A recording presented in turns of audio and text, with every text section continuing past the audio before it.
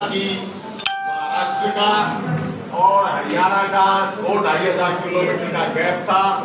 साधन थे नहीं, भौगोलिक परिस्थिति कुछ विपरीत थी।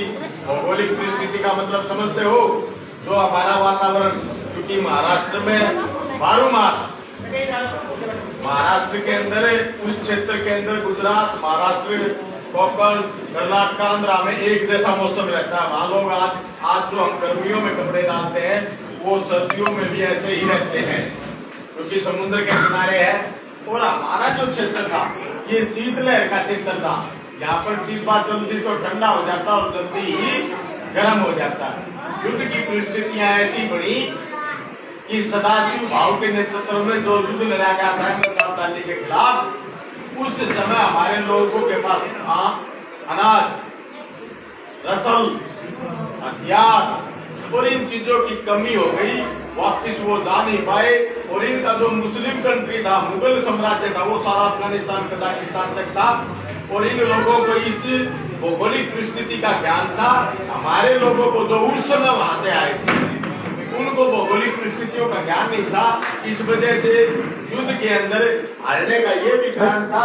एक दूसरा बड़ा कारण था कि एक अफवाह चला दी गई कि सदाशिव भाव मारे गए।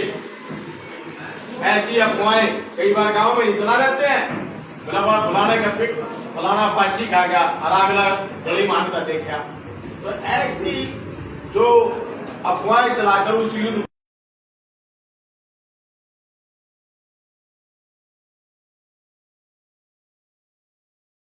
14 जनवरी को युद्ध समाप्त हुआ था और 15 जनवरी को अहमद साहब दिल्ली गुजरे बाद के वापिस अफगानिस्तान भाग गए। उसको डर था कि इन लोगों ने वहां जाके अगर मैसेज दे दिया और वो लोग वापिस आ गए तो ये बड़ा महायुद्ध हो सकता है, इसलिए वो डरता हुआ अपनी जगह छोड़ के भाग गया था। और सबसे बड़ी बात यह है कि हिंद स्वराज्य की स्थापना करने वाले अगर कोई एक छत्र राजा थे, हिंद स्वराज्य का मतलब समझते हो? हिंदुओं का, हिंदुस्तान के लोगों का अपना राज हो, उसमें किसी डच, पुर्तगाली, हूण, संघ, अंग्रेज उनकी कोई हिस्सेदारी ना हो। केवल और केवल हमारे लोगों का अपने द्वारा जीता हुआ ही राज होना चाहिए। उसको हिंद स्वराज कहा जाता था। उसके संस्थापक छत्रपति शिवाजी महाराज थे, जिनका राज्याभिषेक दिवस आज बालगांव में मनाया जा रहा है। आप बड़े सौभाग्यशाली हैं कि आप लोगों को इस चीज के बारे में जानकारी मिली। और हम बहुत से संतों से जुड़े हुए हैं जिनको कभी नहीं देखा, बहुत सी उनकी वाणियों के ऊपर हम चले हुए हैं जिनको कभी नहीं देखा। हम उन पे विश्वास भी करते हैं क्योंकि हमें ये सिखाया गया था, अगर जिस पाठशाला में रहोगे और वहाँ का टीचर तुम्हें जो बताएगा बच्चा उसी पर विश्वास करेगा।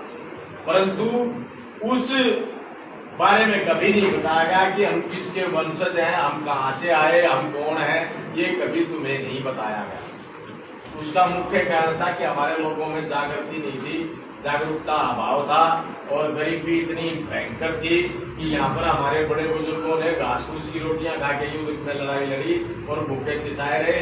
पानी की व्यवस्था भी नहीं थी। और हमारे घरों में बड़ी जो महिलाएं हैं ना, जब शादी के अंदर गीत गाती हैं तो ये गाती ऊंची ऊंची पहाड़ियों से आए हमारा बन्नो, तब मैं मेरा एक बन्नो बोल दो। ऊंची ऊंची पहाड़ी, मारा तारा पहाड़ी से सारी पहाड़ी कहाँ है? महाराष्ट्र में। महाराष्ट्र। और फिर हमारे घरों में गीत गाया जाता है, समुद्र का ताता पानी। महिलाएं गीत गाती हैं शादी के दौरान। पूछना उनसे, महाराणा ढंग के दौड़ भी कौन समुद्र कड़े। फिर हमारे जब बच्चा पैदा होता है तो जब वो नहीं रोता है ना तो उसको चुटकी मारते हैं, तो वो बच्चा रोता तो कहता छत्रपति सेठ बसाड़ी, ऐसा बोलते हैं ना। तो छत्रपति कौन था? मात्र एक व्यक्ति था जिसके नाम क्या के छत्रपति लिखता था, बाकी कोई सम्राट, कोई राजा, कोई कुछ। ऐसी बहुत सी हमारे शादियों में एक बड़ा लाडू बनाया जाता है। ये हमारी परंपरा थी। ये हमारी यूपी और बिहार से नहीं मिलती, ये हमारी मध्य प्रदेश से नहीं मिलती, ये हमारी सारी परंपरा महाराष्ट्र से मिलती है। और हमारे वो छंडी लेके चलना करता दूल्हा। आजकल तो भूल भाई छंडी देख को नहीं। हमारे बड़े बुजुर्ग कभी टोका नहीं लेते, लाठी लेते हैं। कितना बूढ़ा हो जाए सर तो लाठी पाओगी, आदमी को बैठे हुए बचे। क्या था, आज भी पटाए का खिलाफ खेल है जो महाराष्ट्र में सबसे प्रमुख है। ये हमारी संस्कृति थी। खेतों में आजकल तो पढ़े लिखे बच्चे खरगोश बोलने लगे, पहले बोलते थे शिक्षा। ये जितने शब्द है, झोपड़ी, भीत, आंगन, गुणपा, अनाज, ये जितने हमारे शब्द है, ये सारे के सारे हमारी मराठी वंशावली के हैं। हमारे हिंदी भाषी क्षेत्र से, ब्रज भाषी क्षेत्र से हमारे नहीं है। ये यूपी वाले तो बोला ग्राम का तो बड़ी भाषा है, जबकि हम उनका नजदीक रहा।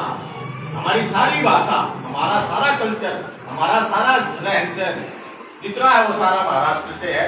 कोंकण से, गुजरात से, और महाराष्ट्र, कर्नाटक और गोवा, इधर से हमारा सारा कल्चर है।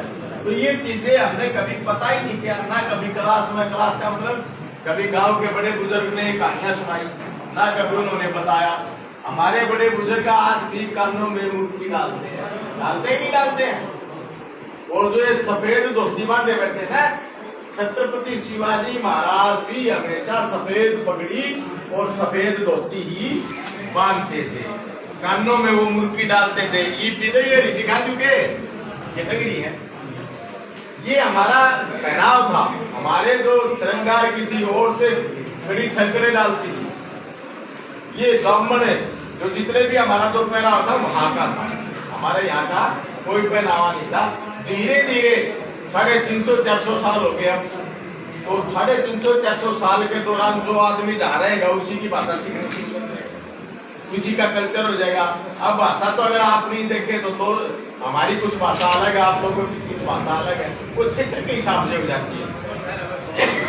लेकिन उन बड़े बुजुर्गों ने जो खून बहा, उनका हम रत्ती भर भी सम्मान नहीं कर पाए और ना ही हम उनके बारे में जान पाए।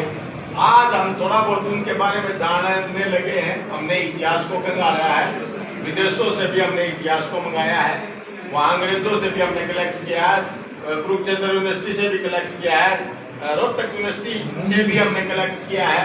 वो सारा हमारा इतिहास है, वो हमने धीरे धीरे 2-3 इतिहासकारों ने लिखा, उसको सारे को निकालने का काम चल रहा है।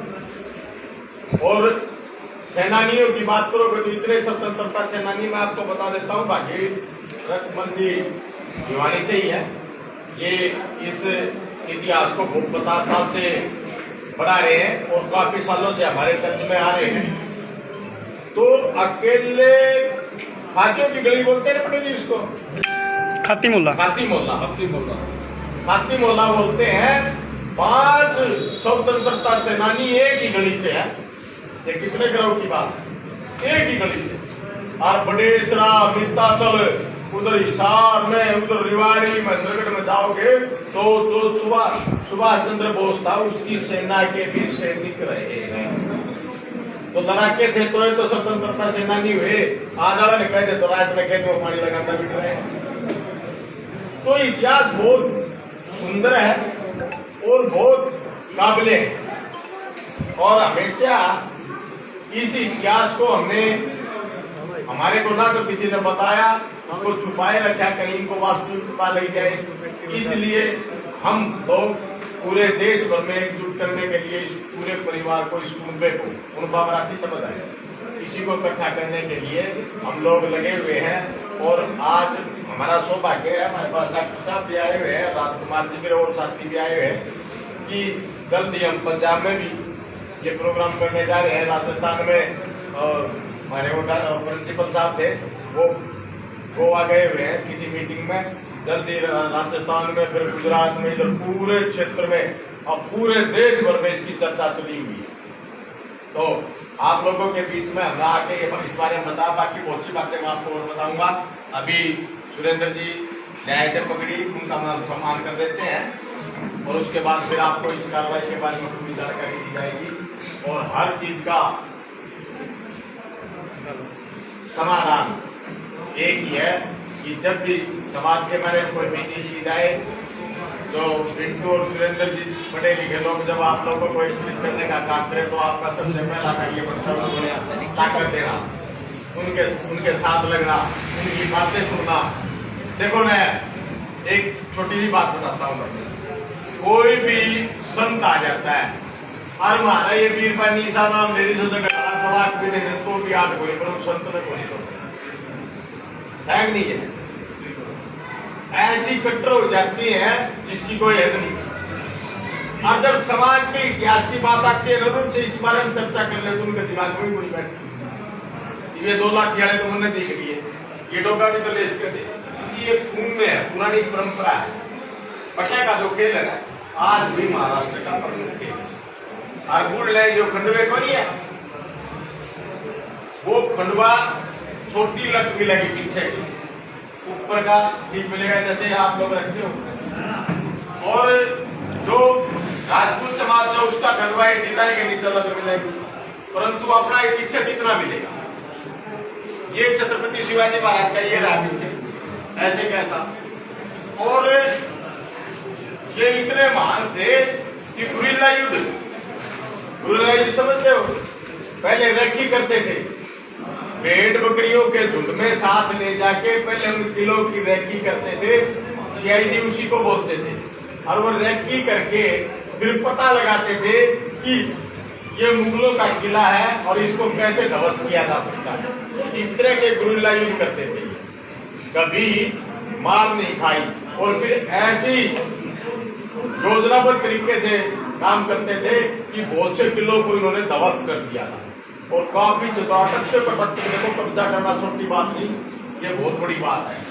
आज हमारे से गांव का खून नहीं आता और उस समय सेना भी तैयार करना और दूसरे क्षेत्रों को भी जीतना। बहुत से राजा ऐसे थे जो छोटे छोटे क्षेत्र के हुए, केवल वो राजा हुए, परंतु ये छत्रपति महाराज जिन्होंने अटक से कटक तक देश में।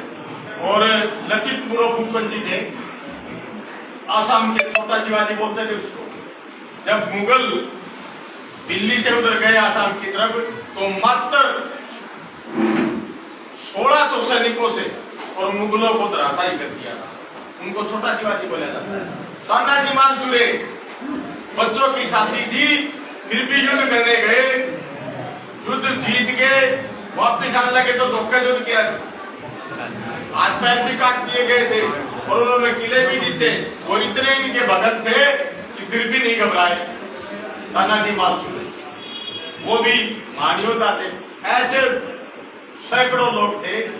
और उसके बाद इन्होंने क्या नचुल परिवर्तन किया कि जब युद्ध समाप्त हो गए तो लोगों का पेट भरने के लिए पुणे में सोने काल माता जिजाऊ, जो शिवाजी की माता जी थी, माता जिजाऊ ने पुणे से हल चलाकर भाई 96 कुल जो थे, 96 कुली जिसको बोलते हैं, जिनके समय छत्रपति शिवाजी महाराज राजा थे, उस जनता का पेट भरने के लिए उन्होंने पुणे में सोने का हाथ चलाकर उसकी शुरुआत की थी और फिर ये खेती किसानी शुरू हुई थी। तो इतने महान थे ये कि प्रजा का पेट भरना, प्रजा की सुरक्षा करना, प्रजा का ख्याल रखना और प्रजा के लिए लड़ना, इनका बहुत बड़ा योगदान है। इसलिए आज आप सबको मैं बताना चाहता हूँ कि अपने हर घर में छत्रपति शिवाजी महाराज की फोटो होनी चाहिए। अभी देवी देवता ही लगाते हैं ना, लगाइए, कोई दिक्कत नहीं, आपकी श्रद्धा है, आपका विश्वास है। परंतु घर की बैठक में छत्रपति शिवाजी महाराज की, माता जिजाऊ की फोटो जरूर होनी चाहिए। और हर दिन आप दिया जलास के तो अच्छी बात है, नहीं तो आजकल एक और चीज आ रही है, ये लड़ी सी फोटो में लगा दी, जब तस्वीरें से सारा टेक्निकल का जमाना आ गया ना, तो वह फोटो जरूर लगाए। जितने युवा साथी हैं वो एक इस गांव का ग्रुप बनाए, उस ग्रुप को हमारे ग्रुप से जोड़े। हम आपको ऑल इंडिया की हर रोज जानकारी देते रहेंगे कि आज हमारा मराठा वंश कहाँ काम कर रहा है, आज मराठा वंश की कहाँ मीटिंग है, आज मराठा वंश कहाँ एकजुट हो रहा है। अपनी मोबाइल की डीपी पे ये जितने और अजुल फजुल फोटो लगाते हो, छत्रपति शिवाजी महाराज का फोटो लगाना चाहिए। अपने गूगल पे, अपने इंस्टाग्राम पे, अपनी फेसबुक पे, इन सब पर छत्रपति शिवाजी महाराज की फोटो लगाओ। जब आपका व्हाट्सएप अपडेट करोगे, दूसरा साथी देखेगा तो वो जरूर समझेगा कि भी छत्रपति शिवाजी महाराज की फोटो लगा रहे हैं। इसी से कम समय में प्रचार प्रसार होगा और तुम्हारे अंदर एक दिव्य शक्ति आएगी। जब इसका फोटो देखोगे मोबाइल पे तो ऑटोमेटिक तुम्हारे अंदर एक संचार होगा, दिव्य शक्ति आएगी। तो इन्हीं शब्दों के साथ मैं सुरेंद्र जी से का सम्मान करें और उनका पगड़ी पहना। साथियों, उन्हें एक बार फिर हमारे जो मेहमान आए हैं बाहर से, हम उनका हार्दिक अभिनंदन करते हैं, धन्यवाद करते हैं। ये दोस्तों प्रोग्राम थोड़ा लंबा चलेगा, घबराने की जरूरत नहीं है। अरे आप तो लड़ाके हो, सैनिक रहे हो, युद्ध में पता नहीं कहाँ खड़ा किया जा सकता है, किस गोली का निशाना बनना पड़ जाए और आप पुलिस की गर्मी के कारण भाग रहे हो। तो साथियों, मैं सभी मेहमानों का यहाँ आने पर हार्दिक अभिनंदन करता हूँ, स्वागत करता हूँ पूरे गांव की तरफ से। अब हमें अपने मेहमानों को पगड़ी पहना करके सम्मानित करेंगे। सबसे पहले हमारे समाज के चौधरी सुरेंद्र सिंह भोंसले जी आए और उनको पगड़ी पहनाकर सम्मानित करेंगे। हमारे 2-3 बार के एक्स मेंबर पंचायत रहे चतुराम जी और हमारे चाचा प्रकाश जी आए जरा और चौधरी सुरेंद्र सिंह जी को सम्मानित करेंगे।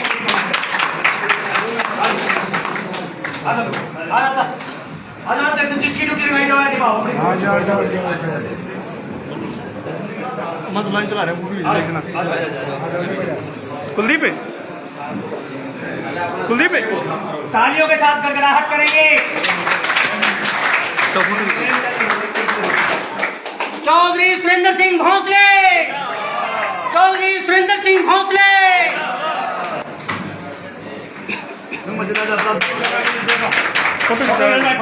हाथ लगा दो जी, हाथ लगा दो।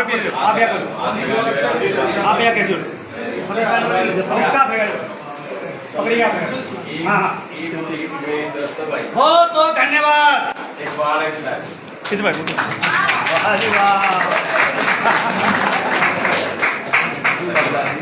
अब मैं बहुत ही दूर दराज से हमारे समाज के बहुत ही समाज सेवी आए हैं। रामेश जी, हीरालाल मिस्त्री जी, हमारे डॉक्टर बलदेव पगड़ी पहना करके सम्मानित करेंगे। आओ सर, तालियां बजाएं।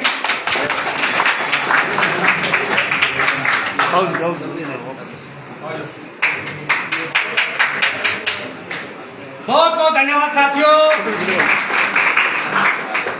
एक अब मैं पंडित भागीरथ वत्स जी मराठा जी हैं, इनको पगड़ी पहनाकर सम्मानित करेंगे।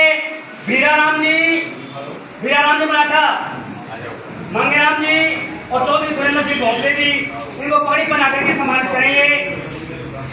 पंडित भगीरथ राम वत्स जी को अवसर हो। मैं और साथियों का प्रधान पर बहुत बहुत धन्यवाद करता हूँ।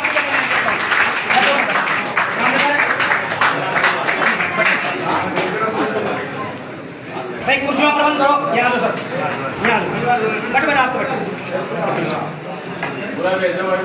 बहुत बहुत धन्यवाद साथियों, बहुत ही अच्छा लग रहा है।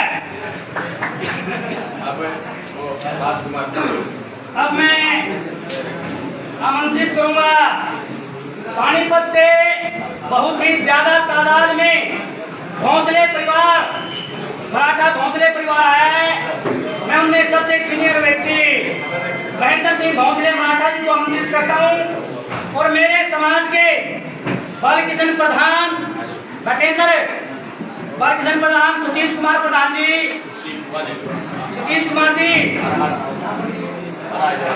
प्रधान सतीश कुमार, कबीर जयंती समारोह के जो प्रधान हैं आए और इनको सम्मानित करेंगे। विक्रम यहाँ जो पगड़ी पहना के सम्मानित करें हमारे दोनों प्रधान, समाज के युवा प्रधान हैं कबीर जयंती कमेटी के। मिंटू पूरा दे।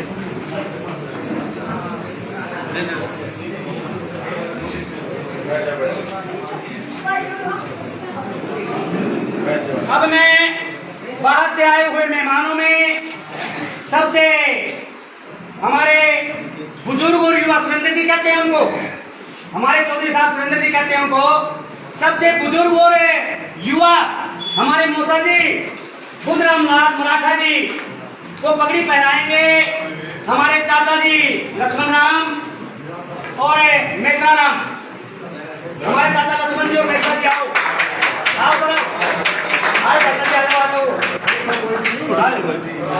चौधरी साहब को पगड़ी बना करके सम्मानित करेंगे।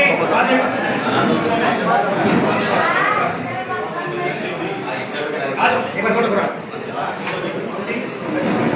समझी हो, क्यों उठा रहे हो हैं? सर किसका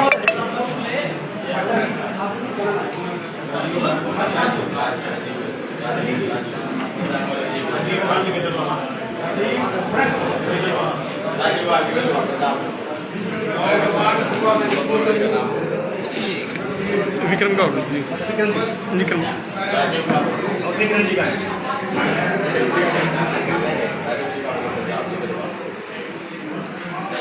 राजीव पंजाब की दरबार से और इनके साथ राजकुमार जी भी हैं।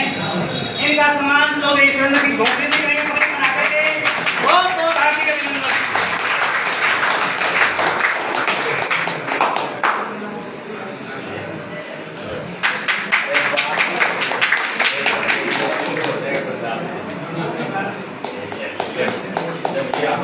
विक्रम जी का हो गया, सर विक्रम जी का हो गया।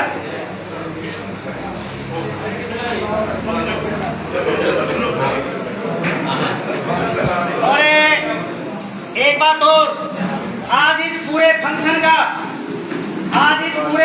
का इस कार्यक्रम का जिसको श्रेय जाता है, सारी मेहनत जिसने की है, अब वो पता नहीं मेरे वो कितने पैसे देगा या मैं उसको कितने पैसे दूंगा। भाई मिंटू मेरा बेटा, मेरा छोटा भाई है, सारी मेहनत किसने कर रखी है। मैं आपसे एक बात बोल सकता हूँ,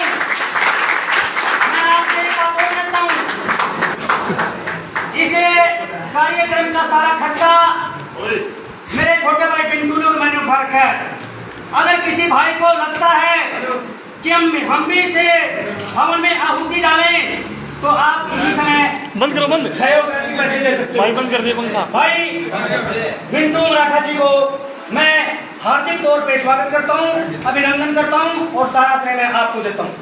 भाई पिंटू मराठा, सुरेंद्र जी, फोटो खींचिए भाई।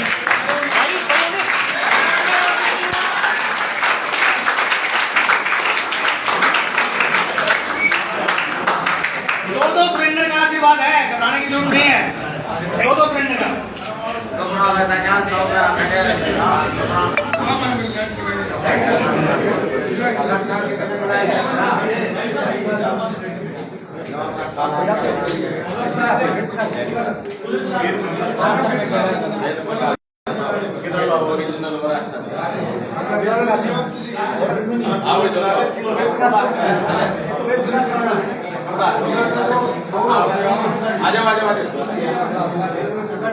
ये पानी घेरा आ जाओ जाओ जाओ जल्दी आओ, आ जाओ काफी हो रहे हैं।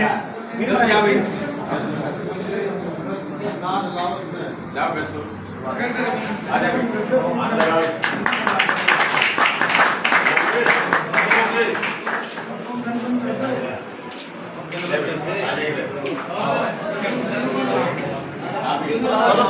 विक्रम मात्रा वाले फोटो खींचिए भाई।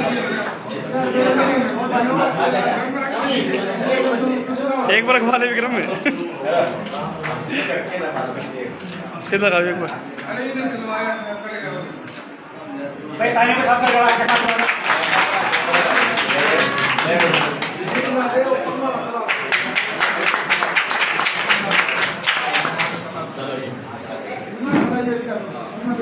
तो साथियों, बार बार आप सबका धन्यवाद। आभार से आए हुए मेहमानों का हार्दिक अभिनंदन, हार्दिक स्वागत। साथियों, एक छोटी सी कमी रह गई है, किसी कारणवश तैयारी तो उसकी भी थी, हम माइक का लाउड स्पीकर का प्रबंध नहीं कर सके, लेकिन आपकी दुआ और दया दृष्टि से आवाज बहुत दिया भगवान ने, माइक की जरूरत नहीं पड़ने देंगे, इतनी अच्छी आवाज में बोलेंगे। तो रामनारायण मराठा जी किसी कारणों से लेकर वहां पहुंचेंगे जरूर। आएंगे। उससे पहले हमारे चित्रवाहा पंजाब से आए डॉक्टर बलदेव राज जी वो आए और हमें संबोधित करें, समाज को इतिहास के बारे में जानकारी दें। डॉक्टर बलदेव राज जी।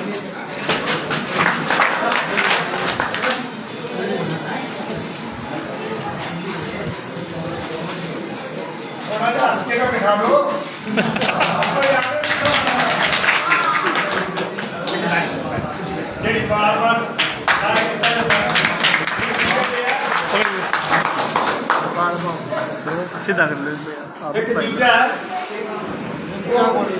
चला गया तो करे जीता का मान सम्मान का कोई है नहीं गा ठीक है भाई ये मान सम्मान को सबको चला कौन कर दिया साड़ियां बात कर ली जो जीता जीता नहीं जीती कोई साड़ियां हो गई समाज की बात जो मैं नहीं इसके पीछे साड़ियां साड़ी बजाता है या मैं 5 साल का मुंडा है या जी कहना सब्जियां आज पॉइंट हैगी है ये ताली बजाने का जरा ਤੁਸੀਂ ਕਰ ਰਹੇ ਹੋ ਇਹਦੇ ਤਾਲੀ ਬਜਾ ਕੇ ਉਹ ਐਕਸਰਸਾਈਜ਼ ਹੈ ਇਹਦੇ ਨਾਲ ਮੇਰਾ ਬਲੱਡ ਪ੍ਰੈਸ਼ਰ ਹੈਗਾ ਉਹ ਬਿਲਕੁਲ ਨਾਰਮਲ ਹੈ ਠੀਕ ਹੈ ਜੀ ਦੇਖਿਆ ਨਹੀਂ ਉਹ ਜੇ ਉਹ ਉਹਨਾਂ ਦਾ ਜਿਹੜਾ ਹੈਗਾ ਆ ਜਨਾ ਜੋ ਹਮੇਸ਼ਾ ਹੀ ਤਗੜੇ ਰਹਿੰਦੇ ਹੈਗੇ ਕਿਉਂ ਬਜਾਉਂਦੇ ਆ ਆਪਾਂ ਤਾਂ ਇਹ ਕੀ ਕਰੀਏ ਸੁਣਿਆ ਵਾਲੀ ਤਾਲੀ ਜਾਂਦੇ ਉਸ ਨੂੰ ਗਲਤ ਬਣਾਇਆ ਜਾਂਦਾ पर उन्होंने दिखाया गया कि जेल में जो है करके ताली बजाना कोई भी छोटा बड़ा नहीं होता ज्ञान जरा है वो आप बच्चे को भी ले सकते हैं एक तो जरूरी नहीं सृष्टि का ज्ञान मेरे को ही आगे मैं बोला ना तो ज्ञान दे रहा है 10 साल 15 साल 25 साल का जो बच्चा ज्ञान देता है कि सानू वो ज्ञान मिलता है खुशी मिलती है साढ़े में हौसला पैदा होता है तब उत्थे ताली बजाई जाती है ਤਾਂ ਕੋਈ ਵੀ ਆਉਂਦਾ ਹੈ ਮਹਿਮਾਨ ਆਉਂਦਾ ਜੋ ਕੋਈ ਤੁਹਾਡੇ ਘਰੇ ਵਾਸਤੇ ਆਏ ਅਸੀਂ ਕਿੰਨਾ 300 ਕਿਲੋਮੀਟਰ ਤੱਕ ਖੇਤ ਕੇ ਆਏ ਹਾਂ ਤਾਂ ਅਸੀਂ ਸੋਚਿਆ ਕਿ ਜੇ ਤੁਹਾਡੇ ਕੋਲ ਹੈਗਾ ਤੇ ਕੱਲ ਨੂੰ ਮਰ ਜਾਵੇ ਫਿਰ ਉਹ ਗੋਲੀ ਕਿੱਥੇ ਜਾਣਗੇ 5 ਕੁੜੀਆਂ ਸਮਾਜ ਨੂੰ ਦਿਖਾਉਣ ਵਾਸਤੇ ਮੇਰੇ ਅੰਦਰ ਹੈਗੀਆਂ ਮੈਨੂੰ ਲੋਕ ਡਾਕਟਰ ਕਹਿੰਦੇ ਆ ਤੇ ਵੰਡਦੇ ਫਿਰਦੇ ਉਸ ਤੋਂ ਬਾਅਦ ਮੇਰੇ ਮੁੰਡੇ ਨੇ ਗੱਲ ਸੁਣਨੀ ਨਹੀਂ ਪਰ ਸਮਾਜ ਤਾਂ ਸੁਣ ਸਕਦਾ ਉਹ 5 ਕੁੜੀਆਂ ਦੇ 5 ਬਿਮਾਰੀਆਂ ਦਾ ਨਾਮ ਦੱਸ ਦਵਾਂਗੇ ਹੁਣ ਗੱਲ ਰਹੀ ਇਤਿਹਾਸ ਦੀ मैं भी बिल्कुल पागल से मेरे कुछ नहीं पता कॉलेज पढ़िया धक्के खा ले कोई इतिहास का नहीं पता कोई संविधान का नहीं पता किसी गुरु का नहीं पता कदे कोई आ गया गोखी पंडित आ गया कोई आ गया कबीर जी महाराज आ गए मेरा समाज में पक्की रहना नौकरी मिल गई डॉक्टर बन गए रिटायर भी हो गई इन बिटवीन की होया कि साढ़े को कोई जी हैगी गल आई कि सत्संग हो गया मैं कभी सत्संग कितने हो गया सत्संग मैं कहता सत्संग सत का मतलब होता सच्चियां गल्लां करना ते सत्संग नहीं उत्थे तो नटसंग होता है मेरी आवाज समझ आ रही है बोली समझ आ रही है ते मैं कहा सत्संग नहीं उत्थे नटसंग होता है मैं कहा पहला तो खाना दाना बनाते हैं होर करते हैं फिर वो बहसबाजी कर चरण कमल की होता है और जिन्ना जेड़ा बंदा भक्ति कर रहा है कुंभा बजा रहा है उन्होंने अगर सवाल किया जाए कोई भजन का गा रहा है एक चरण कमल की होता और वो बच्चे बोल गया फिर तू कहना सत्संग के आया किया तो वो चीज जी हैगी साडे विच नहीं है क्या कोई रोज कदों जागदा रोज कदों जागदा जो इत्थे तीर लगता है छाती में लगता है साढ़े भाई साहब सुरिंदर चौधरी ने साढ़े का छुरा मारता इतने हम कि देखो एक तीर ते छुरे का कि दुख होता है आ खून के आ खून है बढ़ रहा है यार असं तो ये सीगे असी राजा की औलाद यार कि असं जब भीख मंगे गुलाम बने हुए बैठे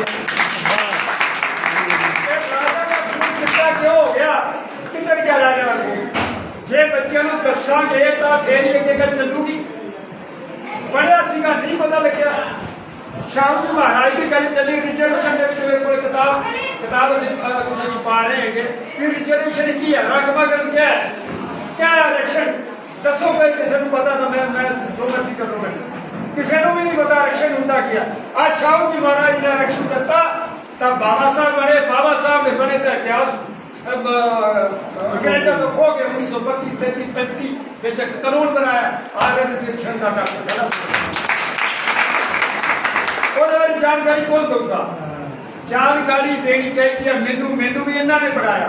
ਉਸ ਤੋਂ ਜਿਹੜਾ ਮੈਂ ਪਿਛਲਾ ਇਤਿਹਾਸ ਵੀ ਦੱਸੂਗਾ, ਆਪਾਂ ਅੱਜ ਦੀ ਗੱਲ ਕਰਾਂਗੇ ਕਿਉਂਕਿ ਅੱਜ ਇਹਨਾਂ ਦਾ ਅਭਿਸ਼ੇਕ ਦਿਨ ਹੈ, ਤਾਂ ਸਾਨੂੰ ਉਸ ਵਿਸ਼ੇ ਤੋਂ ਬਾਹਰ ਨਹੀਂ ਜਾਣਾ ਚਾਹੀਦਾ। ਤਾਂ ਜਦੋਂ ਇਹਨਾਂ ਸਾਡੇ ਕੋਲ ਗੱਲ ਆਈ ਤਾਂ ਕਿ ਮੈਂ ਨਹੀਂ ਇਸ ਕੰਮ ਦੇ ਵਿੱਚ ਹੁੰਦਾ ਕਿ ਨਹੀਂ ਤੁਹਾਨੂੰ ਚੱਲਣਾ ਪਊਗਾ, ਨਹੀਂ ਤੁਹਾਨੂੰ ਕਰਨਾ ਪਊਗਾ। ਮੈਂ ਕਿਹਾ ਯਾਰ ਇੱਕ ਪਾਸੇ ਦਾ ਧਾਰਮਿਕ ਸਮਾਜ ਹੈ, ਮੈਂ ਪੰਜਾਬ ਦਾ ਜਨਰਲ ਸੈਕਟਰੀ ਹੈ, ਹੁਣ ਮੈਂ ਆਪ ਵਿੱਚ ਨਵਾਂ ਪਾਣਾ ਕੀ ਪਾਤਾ। ਫਿਰ ਜਦੋਂ ਗੱਲ ਮੇਰੇ ਨਹੀਂ ਤੁਹਾਨੂੰ ਚੱਲਣਾ ਪਊਗਾ, ਚੱਲਣਾ। ਮੈਂ ਕਿਹਾ ਮੈਂ ਨਹੀਂ ਕਰਦਾ, ਮੈਂ ਨਹੀਂ ਕਰਦਾਗਾ। ਮੈਂ ਕਿਸ ਦੀ ਗੱਲ ਕਰ ਚੌਧਰੀ ਸੁਰਿੰਦਰ, ਮੈਂ ਕਿਹਾ ਉਹਦੇ ਨਾਲ ਗੱਲ ਕਰਦਾ, ਮੈਂ ਉਹਦੇ ਨਾਲ ਗੱਲ ਕਰਕੇ ਰਾਜੀ ਨਹੀਂ ਹੈ। ਨਾ ਮੈਂ ਨਹੀਂ ਕਰਦਾ। और नारायण सिंह केसरी का बंदा है। नारायण सिंह केसरी राज्यसभा का मेंबर है, पता नहीं की है। हुण वो राष्ट्रपति बनने जा रहा है, राष्ट्रपति का नंबर नहीं लगना, पता नहीं की कुछ। मैं क्या मैं नहीं करता। तो कहता तुम एक बार फंक्शन का देखो, कोई कार्रवाई का देखो। तो मैं उत्थे जाके देखा इतिहास पढ़ा, इन्होंने उस जी की है जी जिमें कहना खाटकड़ी करती खाटकड़ी करती और के मेरा कपड़ा तार होगा। मैं जानते तुझे और मेरे तो इसका सबूत दिया। वो मैनू इन्नी हिट गल की कभी रोज जाके तीर लगी तीर थोड़ी छुरा मारता लगी।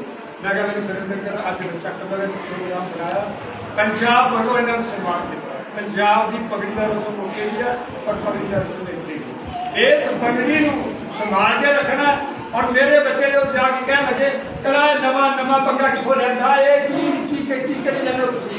और मैं कहा यार आप इस तरह कहते हो इस कुड़ी के विचों है केड़ी कुड़ी बगासा में कुड़ी करा तो दिखी नहीं कि तो पढ़ी नहीं दिखी नहीं कि तुसी कितने ये की करी जाने। मैं कहा यार करूंगा मैं था तुम मेरे भरमा कर दो 45-40 हज़ार रुपया 50,000 रुपया इकट्ठा नहीं करता लोन के तो कोठियां बना दिया गांव में सब हो जाएगा। पर असली जी है इतिहास वो भी जगत तक अपने बच्चों को नहीं दसोगे वो गुलाम ही रह गए। मानसिक गुलामी साढ़े अंदर पड़ी है, वो उसको उसी तोड़ना है। बड़ा शेर मातक चक गया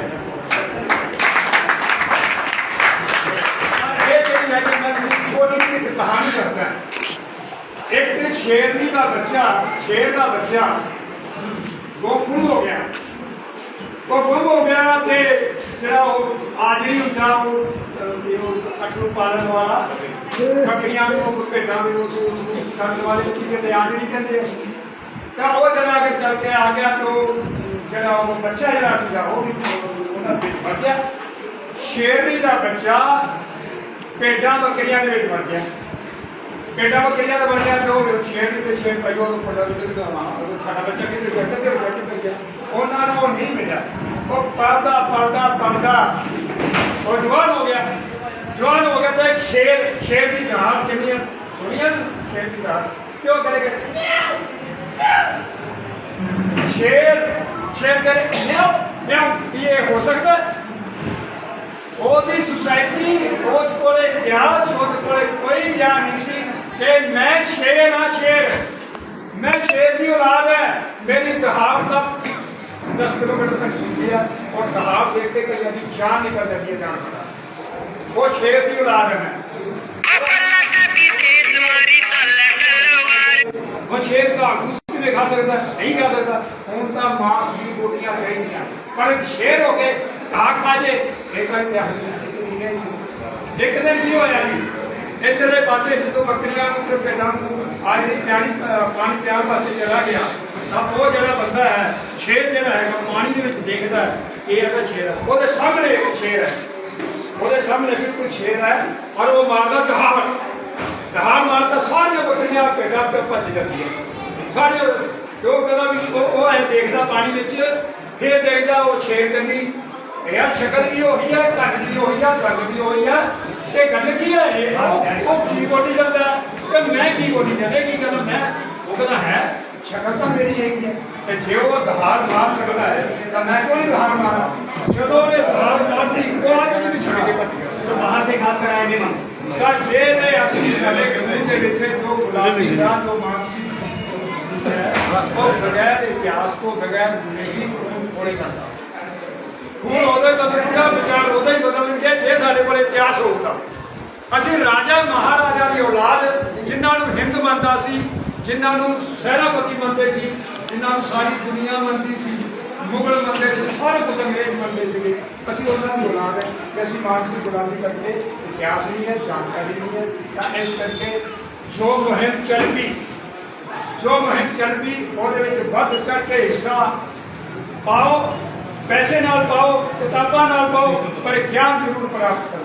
ਜੇ ਇੱਕ 72 ਸਾਲ ਦਾ ਮੁੰਡਾ ਖੜਾ ਪੰਜਾਬ ਦੇ ਬਠਿੰਡਾ ਤੋਂ ਇੱਥੇ ਆ ਸਕਦਾ 400 ਕਿਲੋਮੀਟਰ ਦੇ, ਪਰ ਤੁਸੀਂ ਨੌਜਵਾਨ ਜਾਂ ਤੁਸੀਂ ਕਿਉਂ ਨਹੀਂ ਕਰਦੇ? ਸਾਡੇ ਸਮਾਜ ਕੋਲ ਇੰਨਾ ਪੈਸਾ ਹੈ, ਇੰਨਾ ਕਰੋੜਾਂ ਰੁਪਇਆ ਹੈ। ਹੁਣੇ ਕੋਲ ਕੇ ਆਏ 40 ਕਰੋੜ ਬੰਦਿਆਂ ਦੀ ਆਬਾਦੀ ਹੋਵੇ ਯਾਰ, ਐਸੀ ਦੁਖੀ ਹੋਈਏ। ਰਾਜਨੀਤੀ ਵਿੱਚ ਸਾਡਾ ਕਿੰਨਾ ਮਾਨ ਸਨਮਾਨ, ਕਿੰਨੀ ਇੱਜ਼ਤ ਹੋਣੀ ਚਾਹੀਦੀ, ਔਰ ਰਾਜ ਹੀ ਸਾਡਾ ਹੋਣਾ ਚਾਹੀਦਾ। ਸਾਡਾ ਰਾਜ ਹੋਣਾ ਚਾਹੀਦਾ ਹੈ। 140 ਕਰੋੜ ਹੈ, ਅਸੀਂ ਕਿੱਥੇ ਬੈਠੇ ਹਾਂ? ਮੈਂ ਇੱਕ ਛੋਟੀ ਜਿਹੀ ਕਹਾਣੀ ਦੇ ਕੇ, ਕਿਉਂਕਿ ਮੇਰਾ ਸੁਰਿੰਦਰ ਜੀ ਨੂੰ ਪਤਾ, ਮੈਂ ਤਾਂ ਫਿਰ ਕਾਫੀ ਦੇ ਬਾਅਦ ਕਰਨਾ ਚਾਹੁੰਦਾ ਵੀ ਜਿਹੜਾ ਹੈਗਾ ਅਸੀਂ ਕੀ ਕਰਦੇ ਹਾਂ, ਇੱਕ ਖੇਤ ਵਿੱਚ ਚਲੇ ਗਏ 4 ਦਿਨ ਇਕੱਠੇ ਹੋ ਗਏ, ਖੇਤ ਵਿੱਚ ਚਲੇ ਗਏ 4 ਦਿਨ ਇਕੱਠੇ ਹੋ ਗਏ, ਆਓ ਯਾਰ ਸ਼ਾਇਦ ਇਕੱਠੇ ਹੀ ਖੇਤਾਂ ਨੂੰ ਯਾਰ। ਉਹ ਕਹਿੰਦਾ ਸਾਰਾ ਖੇਤਾਂ ਨੂੰ ਨਹੀਂ ਹੈਗਾ, ਉਹਦੇ ਗੰਨੇ ਆ, ਛੋਲੇ ਆ, ਕਣਕ ਹੈ, ਸੌਂਸ ਸਾਰਾ ਕੁਝ ਹੈਗਾ, ਕੋਈ ਤੇਰੀ ਰੋਕਦਾ ਉਹਦਾ ਸੀ ਯਾਰ। ਇਕੱਠੇ ਜੰਨਿਆ ਕਰਦੇ, ਇਕੱਠੇ ਤਾਂ ਹੋ ਗਏ ਯਾਰ। ਉਹ ਗਿਆ ਨੇ ਰਸਤੇ ਦੇ ਵਿੱਚ ਗੰਨਿਆਂ ਦਾ ਖੇਤ ਆ ਗਿਆ, ਸਮਾਜ ਗੰਨਿਆਂ ਦਾ ਖੇਤ ਆ ਗਿਆ। ਉਹਨਾਂ ਨੇ ਕੀ ਕੀਤਾ, ਚਾਰਾਂ ਨੇ ਕਹਿੰਦਾ ਆਪਾਂ ਉੱਥੇ ਜਾ ਕੇ ਐਸ਼ ਕਰਾਂਗੇ, ਇੰਜੋਇਮੈਂਟ ਕਰਾਂਗੇ। ਉਹਨਾਂ ਨੇ 4 ਕੋਈ ਤਾਂ ਚੁੱਕਲੇ ਔਰ 2-2 4-4 ਗੰਨੇ ਇੱਥੇ ਰੱਖਣੇ ਤੇ ਸਾਹਮਣੇ ਆ ਗਏ ਜਦ ਸਾਹਮਣੇ ਆ ਕੇ ਜਦ ਕਹਿੰਦਾ ਵੀ ਹੁਣ ਤਾਂ ਡਾਂਗਾ ਹੈ ਕਿ ਇਹਨਾਂ ਨੂੰ ਕਿਵੇਂ ਮਾਰਿਆ ਜਾ ਸਕਦਾ? ਇਹਨਾਂ ਨੂੰ ਗੱਲ ਸੁਣ ਪਾਏ ਆਪਣੇ ਤੇ ਸਿੱਟੋ ਉੱਠਿਆ ਦੱਸੋ ਜੇ ਇਹਨਾਂ ਨੂੰ ਕਿਵੇਂ ਹੈਗਾ ਤੇ ਨਾ ਤਾਂ ਮੇਰਾ ਉਜਾੜਾ ਬਾਤ ਹੈ ਜਦ ਤੂੰ ਬਣਾ ਕੋਈ ਗੱਲ ਨਹੀਂ ਹੈਗੀ, ਇੱਕ ਦੂਜੇ ਕਰਨਾ ਦੋ ਤੋਂ ਲੇਕਿਨ ਇਹਨੇ ਤਾਂ 5-5 4-4 ਦੇ ਪੱਕੀਆਂ ਬਣਨੀਆਂ ਗਾਇਸ ਇਹ ਜਦ ਉਹ ਕਹਿੰਦਾ ਹਾਂ ਦੋ ਹਿਸਾਬ ਦੇ ਨਾਲ ਕਹਿੰਦਾ ਯਾਰ ਇਹ ਕਿਸ ਬੈਠੇ ਹੋ? ਉਹਨਾਂ ਦੇ ਵਿੱਚ ਇਹ ਮੇਰੀ ਗੱਲ ਧਿਆਨ ਨਾਲ ਸੁਣੀਓ, ਉਹਨਾਂ ਦੇ ਵਿੱਚ ਇੱਕ ਆਦਮੀ ਨੂੰ ਬੁਲਾ ਲਿਆ, ਉਹ ਕਹਿੰਦਾ ਯਾਰ ਆਪਣਾ ਨਾ ਪਰਿਵਾਰ ਕੇ ਰਿਸ਼ਤਾ ਹੈ, ਆਪਣੀ ਪਰਿਵਾਰਕ ਸਾਂਝ ਹੈ, ਅਸੀਂ ਥੋੜੇ ਦੁੱਖ ਸੁੱਖ ਦੇ ਵਿੱਚ ਜਾਂਦੇ ਹਾਂ। ਤਾਂ ਕਹਿੰਦਾ ਇਹ ਰੱਤੇ ਨੇ ਬੇਵਕੂਫ ਹੈ ਤੇ ਤੈਨੂੰ ਪਤਾ ਵੀ ਆ ਮੇਰਾ ਜਿਹੜਾ ਉਜਾੜਾ ਕਿੰਨਾ ਇਹ ਤਾਂ ਸਮਝ ਨਹੀਂ ਆਈ। ਹੁਣ ਅਸੀਂ ਕਦੇ ਚੀਜ਼ ਕਿਸੇ ਚੀਜ਼ ਤੋਂ ਕਰਿਆ, ਪਰ ਤੁਸੀਂ ਯਾਰ ਉਹਨਾਂ ਦੇ ਨਾਲ ਰਲ ਕੇ ਤੇ ਤੂੰ ਇਹ ਗੰਨਾ ਤਾਂ ਮੇਰਾ ਨੁਕਸਾਨ ਕੀਤਾ ਜੱਟ ਭੇਡੀ ਦੇ ਦਿੰਦਾ ਪਰ ਗੰਨਾ ਨਹੀਂ ਵੱਢਣ ਦਿੰਦਾ। ਇਹ ਕਹਾਵਤ ਹੈ ਔਰ ਇਹ ਸੱਚੀ ਆ। ਤੇ ਕਹਿੰਦਾ ਯਾਰ ਤੁਸੀਂ ਆ ਕਹਿੰਦਾ ਦੱਸੋ ਤੂੰ ਕੀ ਜਾਣਾ? ਕਹਿੰਦਾ ਬਸ ਛੱਡ ਦੇ, ਉਹ ਸਾਰੇ ਗੰਨੇ ਛੱਡ ਕੇ ਉਹ ਚਲਾ ਗਿਆ। ਉਹ ਕਹਿੰਦਾ ਯਾਰ ਮੈਂ ਪੇਟ ਤੇ ਦਰਦ ਹੋ ਗਿਆ, ਮੈਂ ਜਾਣਾ। ਦੂਸਰੇ ਨੂੰ ਬੁਲਾ ਲਿਆ, ਉਹਦਾ ਵੀ ਇਹੀ ਹਾਲ। ਤੀਸਰੇ ਨੂੰ ਬੁਲਾ ਲਿਆ, ਉਹਦਾ ਵੀ ਇਹੀ ਹਾਲ। ਜਦੋਂ ਚੌਥਾ ਰਹਿ ਗਿਆ ਉਹਨੇ ਕੀਤਾ ਚੱਕਿਆ ਗੰਨਾ ਛਾਲਿਆ ਤਾਂ ਚੌਥਾ ਉੱਥੇ ਛੱਡ ਗਿਆ। ਤਾਂ ਅਸੀਂ ਕੱਲੇ ਬੰਦੇ ਕੁੱਟ ਖਾ ਰਹੇ ਆ, ਕੁੱਟ ਖਾਈ ਜਾਂਦੇ ਆ, ਦੱਸਦੇ ਅਸੀਂ ਘਰ ਵਾਲੇ ਨੂੰ ਵੀ ਨਹੀਂ ਕਰਦੇ, ਆਪਦੇ ਬੱਚੇ ਨੂੰ ਵੀ ਨਹੀਂ ਕਰਦੇ। ਹੁਣ ਕੁੱਟ ਖਾਣਾ ਹੀ ਗੱਲ ਹੈ। ਜੇ ਮੈਂ ਮੇਰੇ ਬੱਚੇ ਨੂੰ ਕਹਾਂਗਾ ਕਿ ਮਰਾਠਾ ਕੁੜੀ ਮਰਾਠਾ ਆ ਜਾਣਾ ਬੋਲ ਰਿਹਾ ਨਾ, ਇਹ ਮਰਾਠਾ ਖੂਨ ਹੈ, ਤਾਂ ਮੇਰਾ ਬੱਚਾ ਮੇਰੀ ਗੱਲ ਸੁਣੂਗਾ ਕਿ ਨਹੀਂ ਸੁਣੂਗਾ? ਫਿਰ ਉਹ ਕਹੂਗਾ ਪਾਪਾ ਅਸੀਂ ਇਹ ਗੱਲ ਨਹੀਂ ਮੰਨਦੇ, ਸਬੂਤ ਦੇ ਜਾਂ ਤੇਰੀ 98 ਕੁੜੀ ਦੀ ਲਿਸਟ। ਮੈਂ ਇਹੀ ਗੱਲ ਕਰਦਾ ਸੀ ਕਿ ਜਦੋਂ ਤੱਕ ਸਾਡੇ ਕੋਲ ਇਤਿਹਾਸ ਨਹੀਂ ਆਊਗਾ, ਜਿਹੜੇ ਪੜ੍ਹੇ ਲਿਖੇ ਸਾਡੇ ਵਕੀਲ ਡਾਕਟਰ ਜੋ ਵੱਡੇ ਵੱਡੀਆਂ ਕੋਰਟਾਂ ਦੇ ਬੈਠੇ ਨੇ, DC ਹੈ, SDM ਹੈ, ਉਹਨਾਂ ਦੇ ਕੋਲੇ ਇਹ ਚੀਜ਼ਾਂ ਜਿਹੜੀਆਂ ਪਹੁੰਚਾਵਾਂਗੇ ਤਾਂ ਸਾਨੂੰ ਮਾਈ ਸਹਾਇਤਾ ਔਰ ਉਹਨਾਂ ਦਾ ਸਾਥ ਬਹੁਤ ਜ਼ਰੂਰੀ ਹੈ। ਇੰਨਾ ਰੁਪਈਆ ਹੈਗਾ, ਇੰਨਾ ਹੈ ਕਿ ਜੋ ਮਰਜ਼ੀ ਤੁਸੀਂ ਕਰੀ ਜਾਓ, ਥੋੜੇ ਬਹੁਤ ਪੈਸੇ ਨਹੀਂ ਤਾਂ ਮੈਂ ਜ਼ਿਆਦਾ ਨਾਮ ਬੋਲਦਾ ਹੋਇਆ ਘੱਟੋ ਘੱਟ 25 ਸਾਲ ਤੱਕ ਇਕੱਠੇ ਰਹੇ, ਪਰ ਮੈਨੂੰ ਨਹੀਂ ਸੀ ਪਤਾ ਇਹ ਬੰਦੇ ਨੇ ਜਿਹਦੇ ਮਗਰ ਲੱਗੇ ਮੈਂ ਉਹਨਾਂ ਦਾ ਵਿਰੋਧ ਕਰਦਾ ਰਿਹਾ, ਮੇਰੀ ਕਿਸੇ ਨੇ ਗੱਲ ਨਹੀਂ ਸੁਣੀ। ਅੱਜ ਜਦੋਂ ਉਹਨਾਂ ਨੂੰ ਤਸਵੀਰ ਸਾਹਮਣੇ ਲਿਆ ਕੇ ਦਿਖਾਤੀ, ਇੱਕ ਪੋਸਟਰ ਮੇਰਾ ਇਹਨਾਂ ਨੇ ਭੇਜਿਆ ਔਰ ਉਹਨਾਂ ਬੰਦਿਆਂ ਨੇ ਸਾਡੇ ਬੰਦਿਆਂ ਨੂੰ ਮਿਲਾ ਕੇ ਆਪਣਾ ਬੈਨੀਫਿਟ ਲਿਆ ਔਰ ਸਾਡੇ ਸਮਾਜ ਨੂੰ ਪਿੱਛੇ ਕਰ ਦਿੱਤਾ। ਤਾਂ ਜਿਹੜੀ ਸੱਚਾਈ ਹੈ, ਸੱਚਾਈ ਦੀ ਜਿੱਤ ਹੁੰਦੀ ਹੈ, ਹਮੇਸ਼ਾ ਜਿੱਤ ਹੁੰਦੀ ਹੈ। ਸੱਚਾਈ ਕਦੇ ਡਰ ਨਹੀਂ ਸਕਦੀ, ਸੱਚਾਈ ਕਦੇ ਛੁਪ ਨਹੀਂ ਸਕਦੀ। ਤਾਂ ਮੈਂ ਇੰਨਾ ਕਹਿੰਦਾ ਹੋਇਆ ਹਰਿੰਦਰ ਜੀ ਦਾ ਬਹੁਤ ਬਹੁਤ ਧੰਨਵਾਦ ਕਰਦਾ ਕਿ ਜੋ ਮੇਰੇ ਬੋਲਣ ਦੇ ਉੱਤੇ ਔਰ ਮੈਂ ਇਹ ਵਿਸ਼ਵਾਸ ਦਵਾਉਣਾ ਮੇਰੇ ਤੋਂ ਤੁਰਿਆ ਜਾਵੇ ਨਾ ਜਾਵੇ ਕੋਈ ਪ੍ਰੋਬਲਮ ਨਹੀਂ, ਮੇਰੀ ਜੇਬ ਦੇ ਪੈਸੇ ਹੋਣ ਨਾ ਹੋਣ ਕੋਈ ਪ੍ਰੋਬਲਮ ਨਹੀਂ। ਕਿ ਜਿੱਥੇ ਵੀ ਆਲ ਇੰਡੀਆ ਦੇ ਉੱਤੇ ਪ੍ਰੋਗਰਾਮ ਹੋਊਗਾ ਅਸੀਂ ਸਭ ਤੋਂ ਪਹਿਲਾਂ ਪ੍ਰਾਰਥਨਾ ਕਰਾਂਗੇ ਜਿੰਦਾਬਾਦ। जय हो जिंदाबाद। डॉक्टर बलदेव जी ने आपको जो पंजाबी भाषा में बताया उसका साथ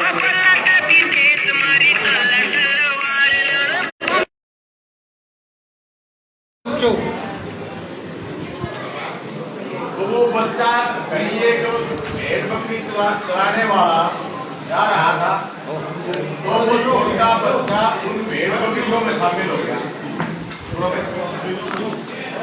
ध्यान से सुना, उनमें हो गया तो वो बकरी मैं क्या करे, इसी तरह वो बच्चा मैं करने लगा क्योंकि उस परिवार में शामिल हो गया। अब उसको वो अपनी आदत भूल गया। अब शेर का बच्चा तो शिकार करता तो शेर कहलाता, अब वो भेड़ बकरियों में आ गया तो मेमना कहलाता। एक दिन शेर और शेरनी उसको ढूंढते हुए किसी तालाब का पानी पी रहे थे, तो वो भेड़ बकरियों का झुंड भी आ गया और उसी में वो बच्चा था।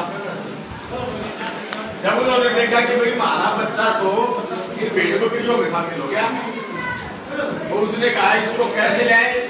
तो उन्होंने उसकी तरफ दौड़े तो सारे डरते हुए वो भी भाग लिया, वो भी भाग लिए। फिर दूसरे तीसरे दिन फिर पानी पीने आए तालाब पे, तो फिर वो उसको देख के भाग लिए।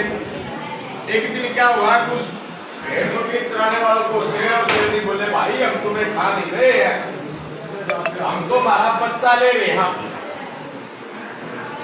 तो वो अचंभित हो गए, बोला तू ले जाओ बच्चा। जब वो बच्चा तब तक वो 8 भूल चुका था, मैं क्या करता। जब उनके पास गया, जब वो धाड़ने लगे तो वो धाड़ने लगा। तो ये डॉक्टर बलदेव जी तुम्हें ये बता रहे थे कि तुम्हें इतिहास का पता नहीं, तुम बकरी के मेमने बन गए, जबकि छत्रपति शिवाजी महाराज के वंशज थे और मराठा थे, परंतु तुम्हें इतिहास की जानकारी नहीं मिलने के कारण तुम भी बकरी के मेमने बन गए। वापिस उसको लाने के लिए हम सब ने प्रयास करना पड़ेगा। पूरे देश भर में छत्रपति शिवाजी महाराज का जो जीवनी है उसको अपने जन जन तक पहुंचाना पड़ेगा, तभी हमें मालूम पड़ेगा कि हम किसके वंशज हैं। अब तो मैं उदाहरण बताता हूँ, कोई भी कौम लगा लो, कोई न कोई उसके पूर्वज तो हुए हैं, उसके राजा महाराजा भी होंगे। तो तुम्हारे कौन थे, तुम्हारे कौन थे? किसी के पास प्रश्न का उत्तर नहीं है। जब इस धरती पर हम इंसान के तौर पर आए और युद्ध बहुत हुए, मुगलों के साथ हुए, अंग्रेजों के साथ हुए, हुनों के साथ हुए, तो तुम्हारे पूर्वज कौन थे?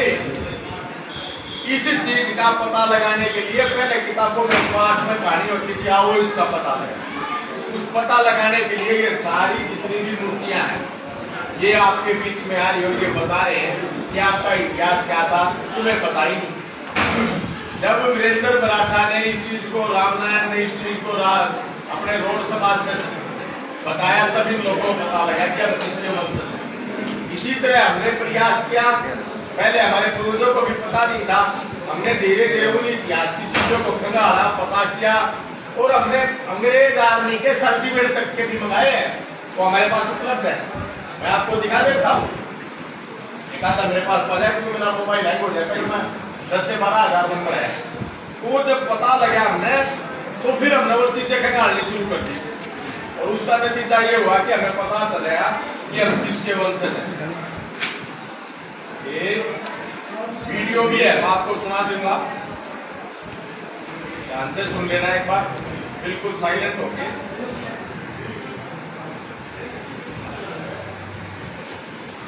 ये हमारे सर्टिफिकेट भी हैं।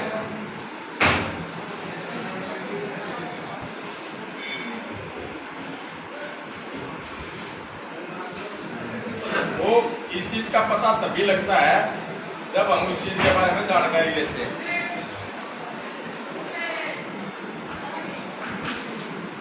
ध्यान से सुनना,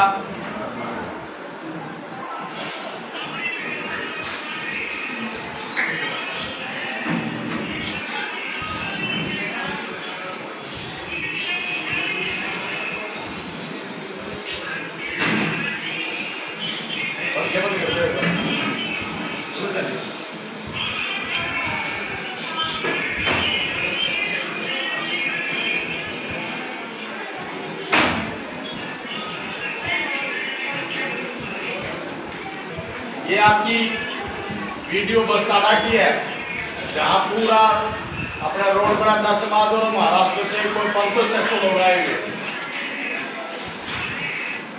और ये पूरा आपका इतिहास है। और यही दूसरा है, ये अलग अलग डिस्ट्रिक्टों के अलग अलग प्रांतों में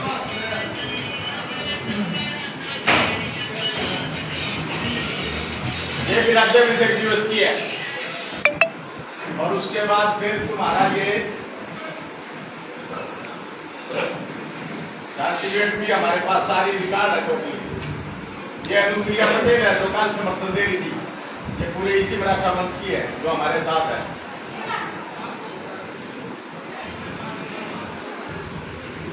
कहने का मतलब ये है कि हमारे पास सूची और सारी चीजें उपलब्ध हैं, उसके बावजूद आपको दिखाते हैं। कुछ लोगों ने हमारे समाज के साथ गद्दारी की है। उन्होंने अपनी कास्ट को छुपा के हमारी जो योजनाएं थी उनको भ्रमित करने का काम किया। हमने उनको भी ओपन किया था, जैसे डॉक्टर बलदेव जी ने बताया था आप लोगों को, वो सर्टिफिकेट में भी इसी में है मेरे पास। और क्या बोलते हैं विनोद है जी। आपने अभी चौधरी सुरेंद्र सिंह जी ने, भोसले साहब ने, डॉक्टर बलदेव सदेवराज जी ने और कई अन्य साथियों ने भी हमारे सामने हमारे इतिहास से संबंधित और अन्य बातें भी रखी। तो साथियों, जितने अपने साथी लोग बाहर बैठे हैं सबको अंदर बुलाओ। अब मैं आमंत्रित करता हूँ राजकुमार जी पंजाब, आप आए और हमारे गांव वासियों को, अन्य लोगों को संबोधित करें और हमारे इतिहास से रूबरू इनको करवाएं। राजकुमार जी पंजाब।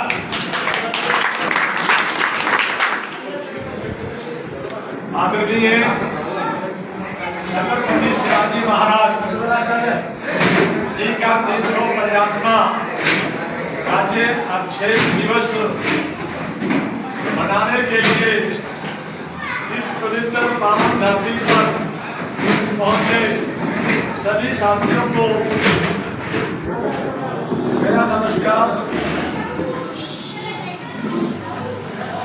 आदरणीय भागवत जी, आदरणीय महेंद्र सिंह जी, आदरणीय डॉक्टर साहब और हमारे राष्ट्रीय अध्यक्ष सुरेंद्र भोसले जी और रामनारायण मराठा जी, रोडवंश से श्री धर्म सिंह जी और हरियाणा के कोने कोने से आए साथियों, जय भवानी, जय शिवराय जी। जय शिवराय। आदरणीय साथियों, हम यहाँ उपस्थित इसलिए हुए हैं कि छत्रपति महाराज जी का राज्य अभिषेक दिवस मनाने के लिए मैं सुरेंद्र जी का बहुत बहुत धन्यवादी हूँ कि तकरीबन मैं 4-5 वर्ष पहले इनसे मेरा संपर्क हुआ और मुझे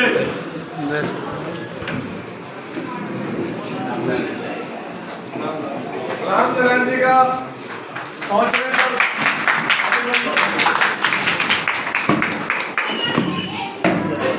और कैसे रामनारायण मराठा, रामनारायण मराठा, छत्रपति शिवाजी महाराज की जय, छत्रपति शिवाजी महाराज की जय, माता जिजाऊ साहेब की जय, धर्मवीर संभाजी महाराज की जय, हिंदू धर्म की जय, गाँव बाढ़ कबाड़ा की जय, मातृभूमि की जय, नगर खेड़े की जय, भारत माता की जय। धन्यवाद साथियों। रामनारायण जी हमारे बीच में पधार चुके हैं। कई गुना बढ़ गया है। नारायण जी बैठो सुन ली। मैं सुरेंद्र कुमार जी के भोसले साहब के गौरव है? पंजाब से इस भाई को सबसे भेज दे। पहले जब इन्होंने हमारे समाज मराठा समाज का इतिहास के बारे में जानकारी ली और हमने उसे अच्छी तरह से बांटा तो हम इनके साथ जुड़ गए। सुरेंद्र जी इतिहासकार हैं और ऑल इंडिया के अध्यक्ष हैं और हमारे राम नारायण मराठा जी ये भी इतिहासकार है। कहता जब जब बहाने लागे तब तब रोज जाके, जब तक हमारे मराठा समाज को हमारे इतिहास के बारे में जानकारी नहीं होगी उनसे हमारे साथ कौन जुड़ेगा। इनका प्रयास है आज से 60-70 साल पहले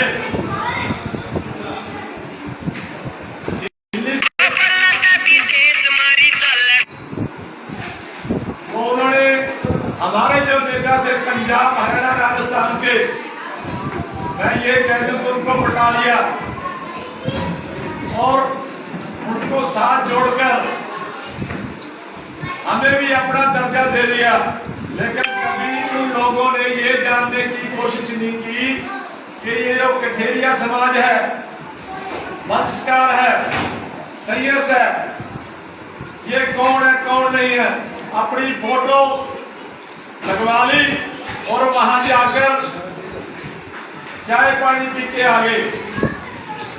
ये बधाई के पात्र हैं सुरेंद्र जी, जिन्होंने उनका भंडाफोड़ किया। अब उनके पंजाब हरियाणा राजस्थान के अंदर वोटे खत्म हो रहे हैं, इसलिए कि हम जागरूक हो गए हैं। उन्होंने ये कहा कि हरियाणा के अंदर हमारी कौम रहती है सैयस। हमने कहा भी हरियाणा के अंदर हमें एक आदमी सैयस का जातियां ढूंढ के दिखाओ, कोई नहीं है। वो हमारा फायदा लेंगे और हमारे नेताओं को जोड़कर उन्होंने क्या किया कि अपने आप को धार्मिक घोषित कर दिया कि हम इन धार्मिक समाज से संबंधित है। लेकिन हमारे नेताओं ने उन्हें ये नहीं देखा कि ये क्या कर रहे हैं।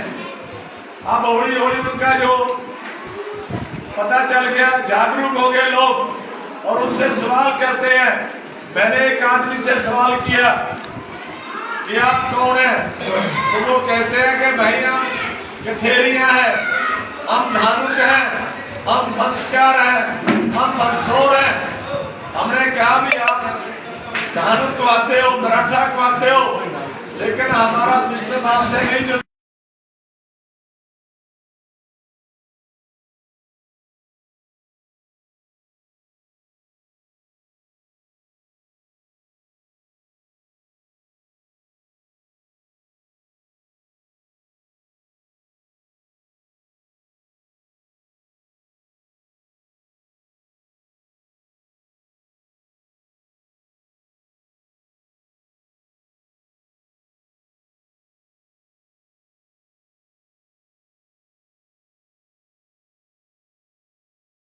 सिख समाज के अंदर अपने से छोटे से बच्चे को अपने धर्म की शिक्षा देते हैं और वो अपने धर्म की शिक्षा पर जब वो पढ़ लेता है या उस पर अमल कर लेता है तो आप उससे विचार विमर्श तर्क वितर्क नहीं कर सकते, क्योंकि वो अपना धर्म का दल है।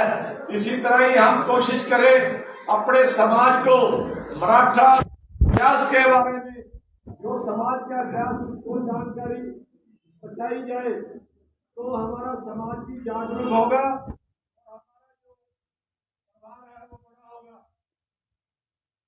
दूसरा, जो इसका कार्य चल रहा है उसके लिए बधाई के पात्र है और मैं इन्हें बधाई देता हूँ कि इन्होंने हरियाणा के अंदर जो ये बीड़ा चक्का हुआ है, हर गांव हर शहर के अंदर मराठा समाज की प्रशंसा हो रही है कि भाई ये मराठा साहब अब जाके 40 करोड़ की बात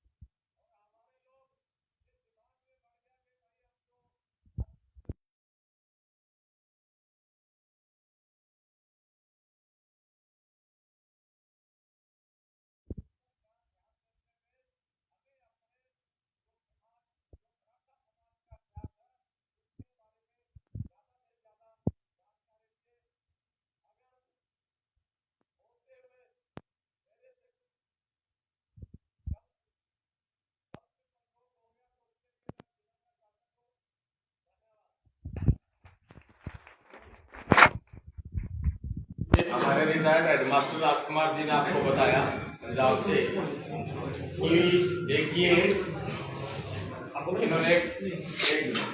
इन्होंने बताया कि आरक्षण से कोई जाति छोटी बड़ी नहीं होती।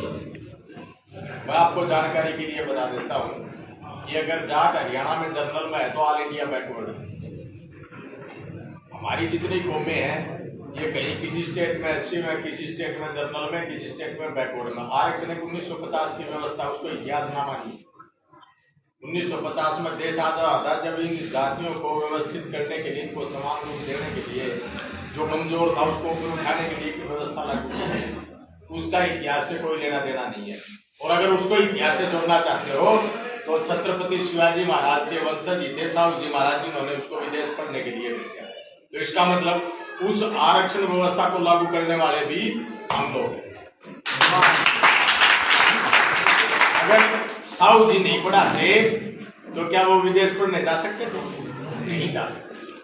उन्होंने तो एक व्यवस्था को संगठित करके एक किताब का रूप देके हमारे बीच में वो संसद में रख दी, ताकि इस देश में विभिन्न प्रकार की जो जातियां रह रही हैं उनको समान रूप देने के लिए एक व्यवस्था लागू की जाए।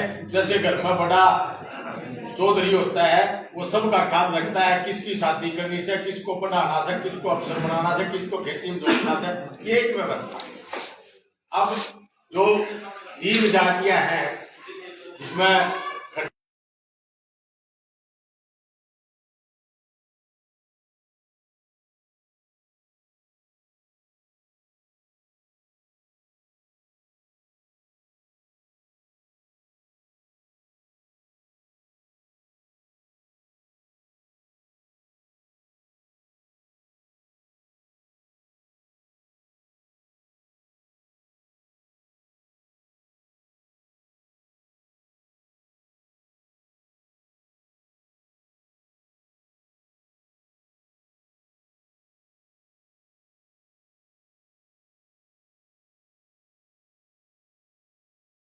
दिया आगे है जो पूरे देश भर में घूमते हैं। इसके लिए भी तालियां जरूर बजाएं।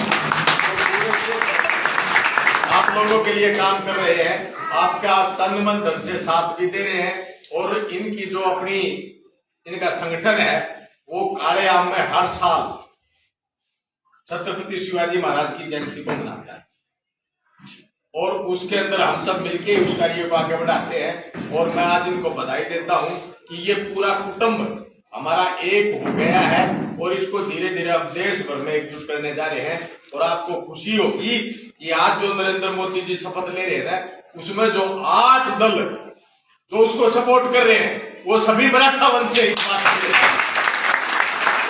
मैं प्रत्येक के नाम बता सकता हूँ, चाहे भानुप्रिया पटेल हो, चाहे नीतीश कुमार हो, चाहे एकनाथ संभाजी सिंह हो, चाहे चंद्रबाबू नायडू हो, चाहे पवन कल्याण हो, सभी के सभी, और चाहे अजीत पवार हो, सभी सारे को आज इतनी ताकत हो चुकी, परंतु उस ताकत को हम एकजुट कब कर पाएंगे, उसी के सिलसिले में आज हम बालगांव में इकट्ठे हुए हैं। पूरे देश भर में इसी तरह ये काफिला बढ़ता हुआ है और जल्द ही पूरे देश भर में एक यात्रा निकलेगी छत्रपति शिवाजी महाराज की, जन जागरण यात्रा। वो यात्रा जैसे राहुल गांधी ने की थी ना 13,000 किलोमीटर, इसी तरह हमारे जो लोग हैं महाराष्ट्र कर्नाटका के, वो जल्दी एक योजना बना रहे हैं और एक यात्रा पूरे देश भर में निकलेगी। उस समय उससे पहले आप लोगों को जागरूक इसलिए कर रहे हैं, उस समय पंजाब, राजस्थान, हरियाणा, मध्य प्रदेश, बिहार, उड़ीसा, सारा छत्तीसगढ़, सारा हमारे लोग उस यात्रा का सम्मान करेंगे और हमारे लोगों को एकजुट होने का मौका मिलेगा। तो अपना इतिहास जानना चाहिए कि नहीं जानना चाहिए? या हमें उसी परिस्थितियों में रहना चाहिए? नहीं। तो अपना इतिहास को जानना कोई नहीं है। जल्द ही हम आपको बुक भी उपलब्ध कराएंगे क्योंकि उसका कार्य पूरे देश भर में चल रहा है। हमारे जो लेख है वो अलग अलग, कल परसों मेरा नागपुर से फोन आया था एक साथी का कि जी बुक तैयार हो रही है और धर्मेंद्र प्रधान जो उड़ीसा से मुख्यमंत्री के शायद दौड़ में भी है, उड़ीसा से 52% आबादी अकेले अपने समुदाय, आंध्र प्रदेश का मुख्यमंत्री, जितने रेड्डी है, जितने नायडू है, जितने कप्पो है, जितने कामा है, जितने ये है, को माने पृथ्वी रूपी माने उस पर खेती करने वाला, द माने धरती, अणक माने भी खेती से समुद्र रखने वाला। तुमने कभी अपने आप को जानने की कोशिश ही नहीं की। तुम्हें ये नहीं पता चला कि हम किसके यहाँ 2 पीढ़ी तो याद से तीसरी मुश्किल से पाओगी। हमारी यहाँ मम्मी पीढ़ी है हरियाणा में, उससे पाके हमारी पीढ़ी नहीं है क्योंकि हम सारे वहां से आए। तो इन्हीं शब्दों के साथ अब मैं आपके बीच में हमारे जो मेन बड़े हैं, बुजुर्ग हैं, 50 साल से संगठन चला रहे हैं, और हमारे भागीरथ मल जी जो वत्स हैं क्योंकि उसी से आए हुए हैं, तो मैं उनसे भी आग्रह करूंगा कि वो भी 2 शब्द कहें। धन्यवाद।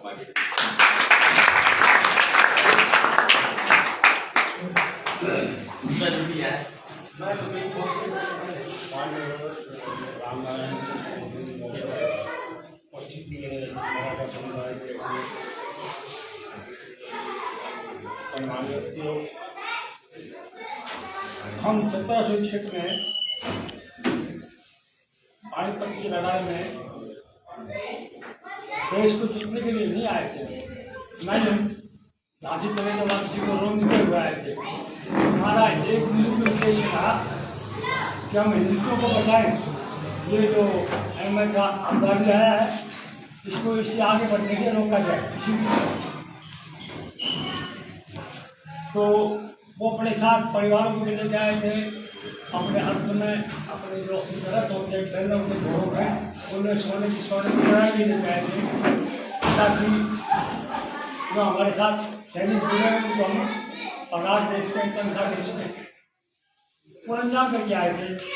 और यहाँ से भी लोगों का समर्थन मिला था, लेकिन अहमद शाह अब्दाली कई दिन से वहाँ पड़ा रहा मैदान जंग में, और कोई बात हो तो काफ़ी लंबा खींच गया। और यहाँ की तो पता लगे घोषणा की हम आ रहे हैं न सर्दी भी साउथ में ना गर्मी होती थी। और यहाँ जनवरी में जब लड़ाई हुई 10 दिसंबर के पास 14 दिसंबर जनवरी के पास, तो उस वक्त बहुत शीत थी, ठंड बहुत ज़्यादा थी। वो उस वातावरण को सह नहीं पाए, उस वातावरण परिस्थितियाँ हुई, कुछ लंबे समय से मामला गड़बड़ा गया, कुछ यहाँ से हमें सहयोग नहीं मिला। तो इस वजह से हमारे मराठे इस वक्त लगभग 80,000 1 लाख के मराठे पानीपत में मरे हैं। काला अम्ब जिसे हम कहते हैं, वो धरती आज भी काली है।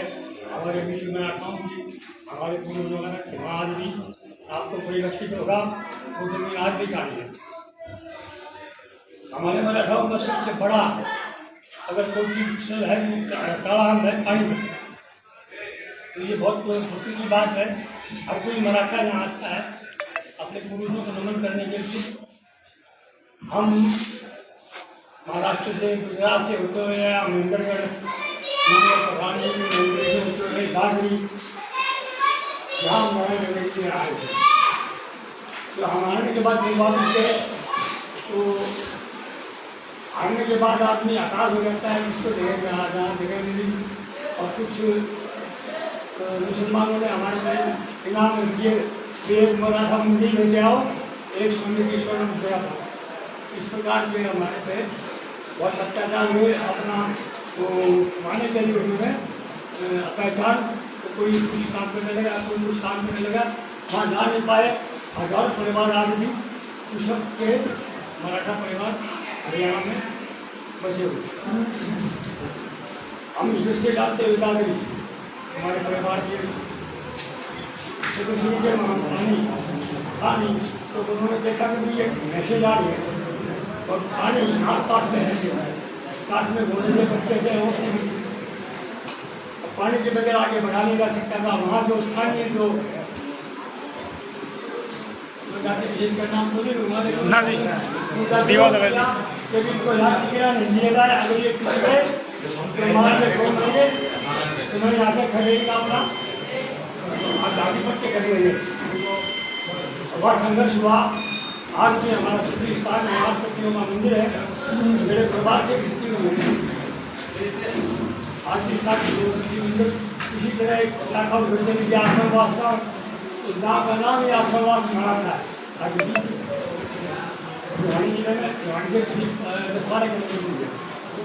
दूसरा गाँव में गाँव है दूधिया, तो जिन्होंने मुँह में छोड़ दे दी उनको दूधिया में बता दिया।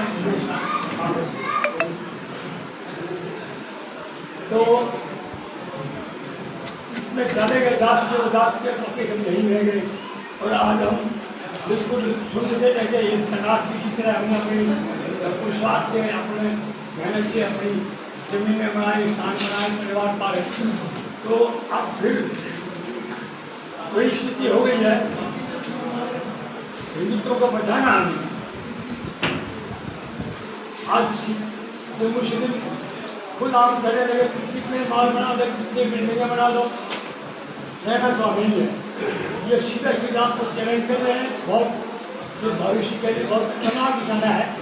इसलिए मेरे भाइयों हमें इकट्ठा हो गए, हिंदू समाज को इकट्ठा करना पड़ेगा। हमें जातियों में बात बात के मारा गया, हर बार यही हुआ हमारे साथ और फिर यही होने जा रहा है। कांग्रेस ने सदा यही किया, जाति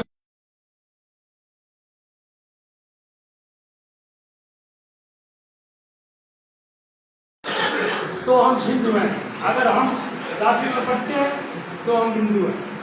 तो मेरे भाइयों हिंदू समाज में झगड़ा है। जय श्री राम। हमारे बड़े सीनियर इतिहासकार और कवि भी हैं, बहुत सी कविताएं लिखते हैं। और इतने बड़े बड़े जो सीनियर कवि हैं, हरिओम पवार जैसे, उन लोगों को भी इन्होंने हरियाणा में बुलाया और कवि सम्मेलन करवाए। अभी भी ये आगे एक कवि सम्मेलन करेंगे, उसमें काफी लोगों को बुलाएंगे। अब मैं हमारे सीनियर साथी और इस इतिहास को जन जन तक पहुंचाने के लिए पूरे देश भर में भ्रमण करते हैं, आदरणीय रामनारायण मराठा जी से अनुरोध करूंगा कि वो आए और लोगों को हमारे रामनारायण मराठा जी उस टीम के अहम पद पर विराजमान हैं। आज से 28, 30, 32 साल पहले जो एक मराठा मिशन की मसाल जलाई करनाल और कुरुक्षेत्र की धरती पर इन्होंने बड़े बड़े आंदोलन किए और इनके मन में एक ललक पैदा हुई कि हमने मराठा समाज को हरियाणा, पंजाब, महाराष्ट्र, मध्य प्रदेश, यूपी हर एक क्षेत्र में कायम करना है। उसकी जानकारी को सब लोगों से रूबरू करवाना है। और ये वो महान हस्ती हैं, हमारे पड़ोसी गांव से ये ज्यादा दूर नहीं है, काठलवाड़ी से, पानीपत से। इन्होंने और मास्टर सुरेंद्र जी ने मिलकर के और एक कुरुक्षेत्र यूनिवर्सिटी में कुछ एक ऑफिसर और हैं, इन लोगों ने मिलकर के एक खोज की, इतिहास की पुस्तकों से जानकारी हासिल की कि केवल रोड मराठा समाज ही मराठा नहीं है। इन्होंने आपको धानक समाज को भी एक खोज की और पढ़ लिख करके उसमें से जानकारी हासिल की कि धानक समाज में मराठा समाज। और एक और कमाल की बात देखो कि हम कोशिश कम कर रहे हैं, हमारी कोशिश कहने की कम है, लेकिन रामनारायण मराठा जी हद से ज्यादा अथक प्रयास कर रहे हैं कि इस कुंभे को बढ़ाया जाए, ये कुंभा संगठित हो और मराठा समाज की जानकारी हासिल की जाए। पूरा मराठा समाज देश के सामने रूबरू सामने आए। 40-45 करोड़ मराठा समाज की आबादी है। जिस दिन मराठा समाज एक हो गया, एकता के सूत्र में बंध गया, एक मंच पर आ गया, उस दिन राज मराठा समाज का दोबारा से होगा। और मैं विशेष रूप से धन्यवाद करना चाहता हूं, मांगेराम जी रोड मराठा समाज से बैठे हैं। मैं इनको कल शाम भी आमंत्रित करके आया था और आज सुबह फिर मैंने एक बार इनको नंबर दिया कि आप इस प्रोग्राम में आओ। आपके समाज के बड़े बड़े इतिहासकार इस कार्यक्रम में आ रहे हैं। इन्होंने मेरे निमंत्रण को सहर्ष स्वीकार किया और अपने साथ कई लोगों को और भी ये लेके आए। तो मैं अपील करता हूं मराठा रामनारायण जी से कि वो संबोधित करेंगे। तो सुरेंद्र सिंह भाई एक बात बताओ, बिट्टू का है? बिट्टू बार है, बुलाओ बिट्टू ने। पिंटू बुलाए पिंटू। बिट्टू ने बुलाओ। भाई ऐसा है कि संगठन हमारा बढ़ रहा है और बिल्कुल बुलाइए भाई तू कहाँ है मिंटू काम लग रहा है कोई नहीं। अबे जानते सुबह सारे अब मैं एक जिम्मेवारी दे रहा हूँ आप सारे सहमत हो हाथ खड़े करो हाथ खड़े करो हम करनाल का जिला अध्यक्ष मास्टर सुरेंद्र सिंह जी को घोषित करते हैं उनका पगड़ी पहनाकर सम्मान भी करते हैं ठीक है जिले का प्रधान हमने हमारे संगठन का धनुषधारी दानवीर मराठा संगठन का जिले प्रधान बिल्टू किशन टीचर पूरे गांव किशन टीचर हमारे संगठन की तरफ से और मेरी जिम्मेवारी होने के नाते हमारे वाइस प्रेसिडेंट प्रेसिडेंट आज उनका भतीजा एक्सपायर हो गया आ नहीं पाए तो हम इनको करनाल का जिला अध्यक्ष बनाते इसके लिए भी आप सबको बहुत बहुत आभार धन्यवाद। अब मैं इसी कड़ी में पानीपत से गुलशन आ जाऊँ ठीक है भाई एक जगह तो बदमाश पानीपत से आ जाओ एक मिनट के साथ पानीपत से हम डिस्ट्रिक्ट प्रधान गुलशन जी को धन्यवाद जय जय बोलो छत्रपति शिवाजी महाराज की जय माता जिजाऊ की जय। हाथों खोलो मराठा मरते दम तक पीछे नहीं हटता उसने मराठा कैसे हाथों खोल लो बोलो बोलो छत्रपति शिवाजी महाराज की अध्यक्ष अब ये जो पगड़ी है ना पगड़ी इसकी बहुत अहमियत है और ये मेरा पगड़ी एक टाइम में हमारे डॉक्टर साहब सही न धरी थी मैं बालक था और मैं शौक से वह पगड़ी धर के हमारे घर चला गया मेरी माँ ने बोली तू इस पगड़ी की लात पे जाना धकुए सिर पर टेक लिया मैं बोला मामला तो को नहीं मिला नु बोला मरे ने जब कुंबल में सब तपट्टा का पगड़ी पर आकर कि भी आज ही या जिम्मेवारी तेरा बाबू तो रहा है तारा कुंबे की पगड़ी तेरे सिर पर दबाई तेरे की तरह इसकी लात है तो ये पगड़ी नहीं है ये बहुत बड़ी जिम्मेवारी और संगठन के संविधान और संगठन की नियत और नीति के साथ आप लोग पिंटू भाई को हम करनाल का नियुक्त करते हैं कराए हुए पगड़ी उधर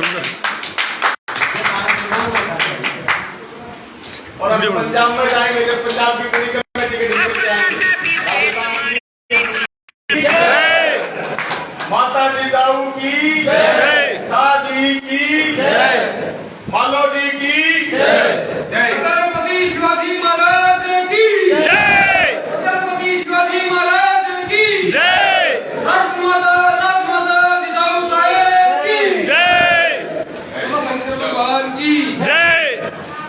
तो साथियों दो बातें कहूँगा सुबह से मुझे बोलना पड़ रहा है हर बात में आपके लिए सबके लिए बोलना पड़ता है मैं ये विश्वास आपको बाहर से आए हुए मराठा मेहमानों को आप सबको ये विश्वास दिलाना चाहता हूँ कि आपने जो ये पगड़ी रूपी जिम्मेदारी मुझे दी है सौंपी है मैं इसको भरपूर कोशिश के साथ निभाऊंगा और मैं आपको विश्वास करता हूँ कि आप सब मेरा साथ देंगे। मैंने कभी भी मेरे और मेरे परिवार ने मैंने कभी भी आपका साथ अधूरा नहीं छोड़ा। जहां खड़ा हो जाता हूँ आप मेरे पीछे रहते हैं, चाहे बात कोई नाला बनाने की हो, चाहे बात कोई गली बनाने की हो, चाहे बात कोई लड़ाई झगड़े की भी हो, क्योंकि आप मराठा कौम हो, महान कौम हो, आपके खून में जन्म जोशी है। मैं कभी पीछे नहीं हटता। मैं आपकी जीत हर संभव सुनिश्चित करूंगा और इस मिशन में हम कामयाब होंगे। और मैं पुनः बार बार ये सारा से पिंटू को देता हूँ, क्योंकि ये शुरू में जुड़ा था इस मिशन से और मैंने आशीर्वाद उसको दिया। और आज मैं समझता हूँ, आज तो विश्वास रखता हूँ कि आप सब लोग इस मिशन से जुड़ेंगे और इस मिशन को कामयाब बनाएंगे। जिस प्रकार से छोटी सी कहानी है, बचपन में एक बच्चा बिछुड़ जाता अपने माँ बाप से, होशाबाज नहीं था, पता नहीं था कुछ भी, वो बच्चा बिछुड़ गया और बड़े होकर के, जवान होकर के जब उस बच्चे को पता चला कि मेरे माता पिता तो ये हैं, तो उसको बड़ी खुशी हुई कि मुझे दो माँ बाप मिल गए। भले ही हमें किसी देवी देवता की, किसी गुरु महाराज की शरण में हैं, लेकिन आज हमें यह भी पता चल गया है कि हम छत्रपति शिवाजी मराठा महाराज की संतान हैं, उनसे हमारा रक्त का रिश्ता है, हम उनसे जुड़े हुए हैं। मैं बहुत बहुत आप सबका अभिनंदन करता हूँ, हार्दिक स्वागत करता हूँ और धन्यवाद करता हूँ और इस पगड़ी की लाज रखूंगा। मैं आपसे एक छोटी सी गुजारिश और करूंगा। हमारे रोड मराठा समाज से बुजुर्ग बैठे हैं, मंगेराम एक मेंबर साहब, उनको सम्मानित करो सर। आओ सर, आ जाओ, आज आप तुम्हारे बुजुर्ग हो। रामनारायण कर देगा, रामनारायण कर देगा। जैसे नीतीश कुमार जी गोरखपुर से गाने गा रहे हैं, वो गाना नहीं आना चाहिए। सुना होगा आपने ना, बचेगा नीतीश कुमार भारत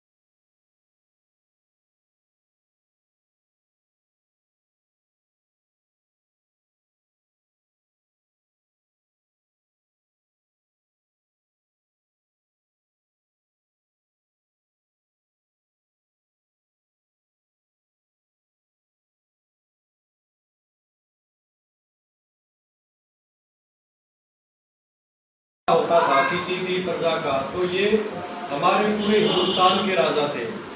और जिस समय राजा ये बनाए गए, वो एक अलग ही चीज थी। पूरा देश उस समय गुलाम हुआ करता था। तो गुलामी के दौर में कोई ना कोई तो हिंदू धर्म की गद्दी पर बैठना चाहिए, गद्दी खाली नहीं होनी चाहिए। तो भारत के सभी ऋषि महात्माओं ने, साधु संतों ने, आप जैसे विद्वानों ने, गरीब ने, अमीर ने, किसान ने, सब ने मिलके छत्रपति शिवाजी महाराज के उनके पुण्य कर्म देखे, उनकी प्रतिभा को समझा और वो चाहते क्या है। वो जनता राजा है, यानी जनता के राजा, कोई जाति विशेष के राजा नहीं कि वो मराठा कोई के ही राजा थे। वो अखंड हिंदुस्तान के राजा थे, क्योंकि छत्रपति शिवाजी महाराज 1630 को पैदा हुए थे, जिस समय औरंगजेब गद्दी पर बैठ चुका था। और पूरे उत्तर भारत में, यानी कि अफगानिस्तान से लेके बर्मा तक, नेपाल से लेके नर्मदा तक, पूरा हिंदुस्तान मुगलों के अंडर में हुआ करता था।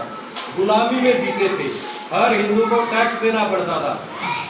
आप सबको शायद मालूम नहीं होगा, कईयों को तो वर्जिनिटी टैक्स देने पड़ते थे।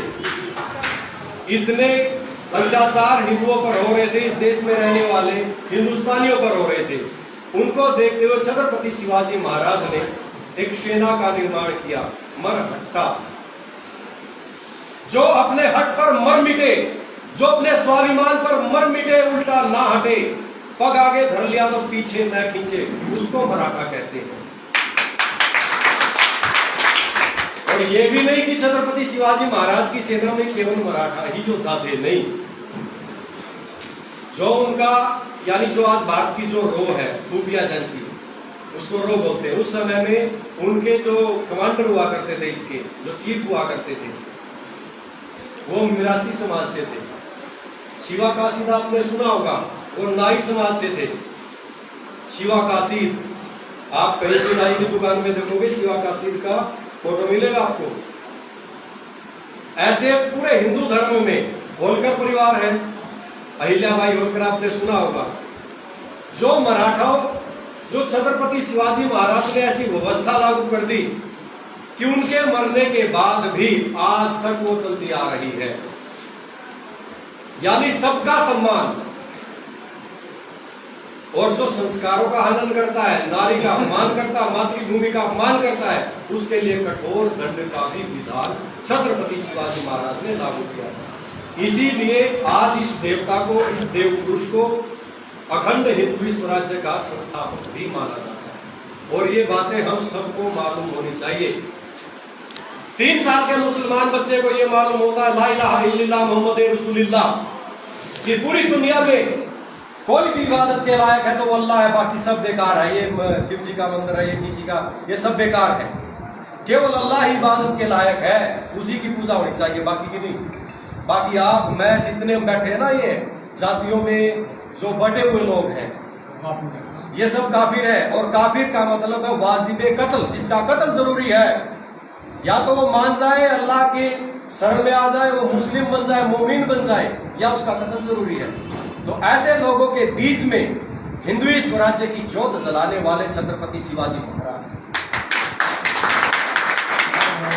जिन्होंने नारी, किसान, मजदूर, राजा, संत, मंदिर, संस्कार सबकी रक्षा की, वो है छत्रपति शिवाजी महाराज। और ऐसे दिव्य पुरुष युगों युगों में कभी ही जन्म लेते हैं। और एक और आपको विशेष बात बता दूं, छत्रपति शिवाजी महाराज डायरेक्ट भगवान राम जी के वंशज हैं। आपको मालूम था किसी को ये बात? राजस्थान के कुछ रेती चोर लोग अपने आप को बोलते हैं कि मैं राजा का वंशज हूं, हम राम जी के वंशज हैं, जिन्होंने धड़ल्ले से अपनी बेटियों को मुगलों से दिया है। सकते हैं नहीं, छत्रपति शिवाजी महाराज का वंश। और आप देख लो, एक भी मराठा का कोई टोला नहीं है आज तक। आप भी घर में जाके जो बुजुर्ग रह रहे ना 80-90 साल के रह रहे, तुम तो पूछ लियो कि आपका कोई डोला गया क्या मुसलमान का? हमारा तो नहीं गया। और जो इतिहास की बुकों से पता चला, लॉर्ड टास ने जो 1803 के आसपास में जो बुक्स लिखी, उनमें मराठाओं का वर्णन है कि मराठों की एक भी बेटी मुगलों को नहीं गई। बाकी जितने भी कमजोर राजा हुए या ताकतवर राजा हुए, उन्होंने घुटने भी टेके, बेटी रोटी का नाता भी किया। ढेर सारी पुस्तकों में वर्णन है। और जब मुगलों से हिंदू राजाओं के धड़ाधड़ नाते हो रहे हैं, तो वो अपने जमाई को, अपने फूफा को क्यों मरवाओगे भाई? मराठा में मराठों का एक ही मकसद था, हिंदू स्वराज्य की स्थापना, हिंदू धर्म की स्थापना। और ये जो जितने भी हमारे हिंदुस्तान में रहने वाले लोग हैं, सब हमारे भाई हैं, चाहे किसी भी जाति के हैं, कोई भी व्यवसाय करते हैं, कोई भी भाषा बोलते हैं। लेकिन यहाँ की सभ्यता मुगलों को राज नहीं आ रही थी। और ये तो थे मुगल। और शिवाजी महाराज की थोड़ी सी बात और बता दूं, जब ये 16 साल की अवस्था में आए और इन्होंने स्वराज्य की स्थापना रायरेश्वर के किले पे, जो भोर तालुका पुणे में है, भोर तालुका यानी तहसील, भोर तहसील में रायरेश्वर एक बहुत बड़ा गढ़ है, मंदिर है। वहां पे छत्रपति शिवाजी महाराज ने अपना अंगूठा काट के और उस ज्योतिर्लिंग पे अपने रक्त का अभिषेक किया था। यह विश्व की पहली ऐसी घटना थी। शिवलिंग पर अक्सर दूध चढ़ता है, गंगा जल चढ़ता है, या मिठाई चढ़ती है, पानी चढ़ता है, लेकिन रक्त चढ़ता कभी नजर नहीं आता। तो किसी पे तो किसी ने कोई शीश काट के नहीं चढ़ाता। पहला ऐसा अभिषेक छत्रपति शिवाजी महाराज ने किया था।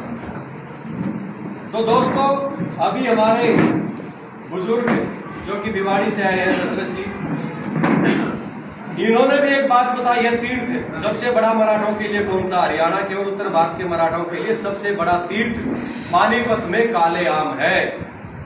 और जो काले आम है उसकी विशेषता क्या है? हिंदू धर्म में अगर किसी का एक आदमी शहीद हो जाता तो इसकी एक ही समाधि बनती है। एक आदमी की एक समाधि बनती है, ज्यादा तो नहीं बनती। एक आदमी की 10 तो समाधि नहीं होती।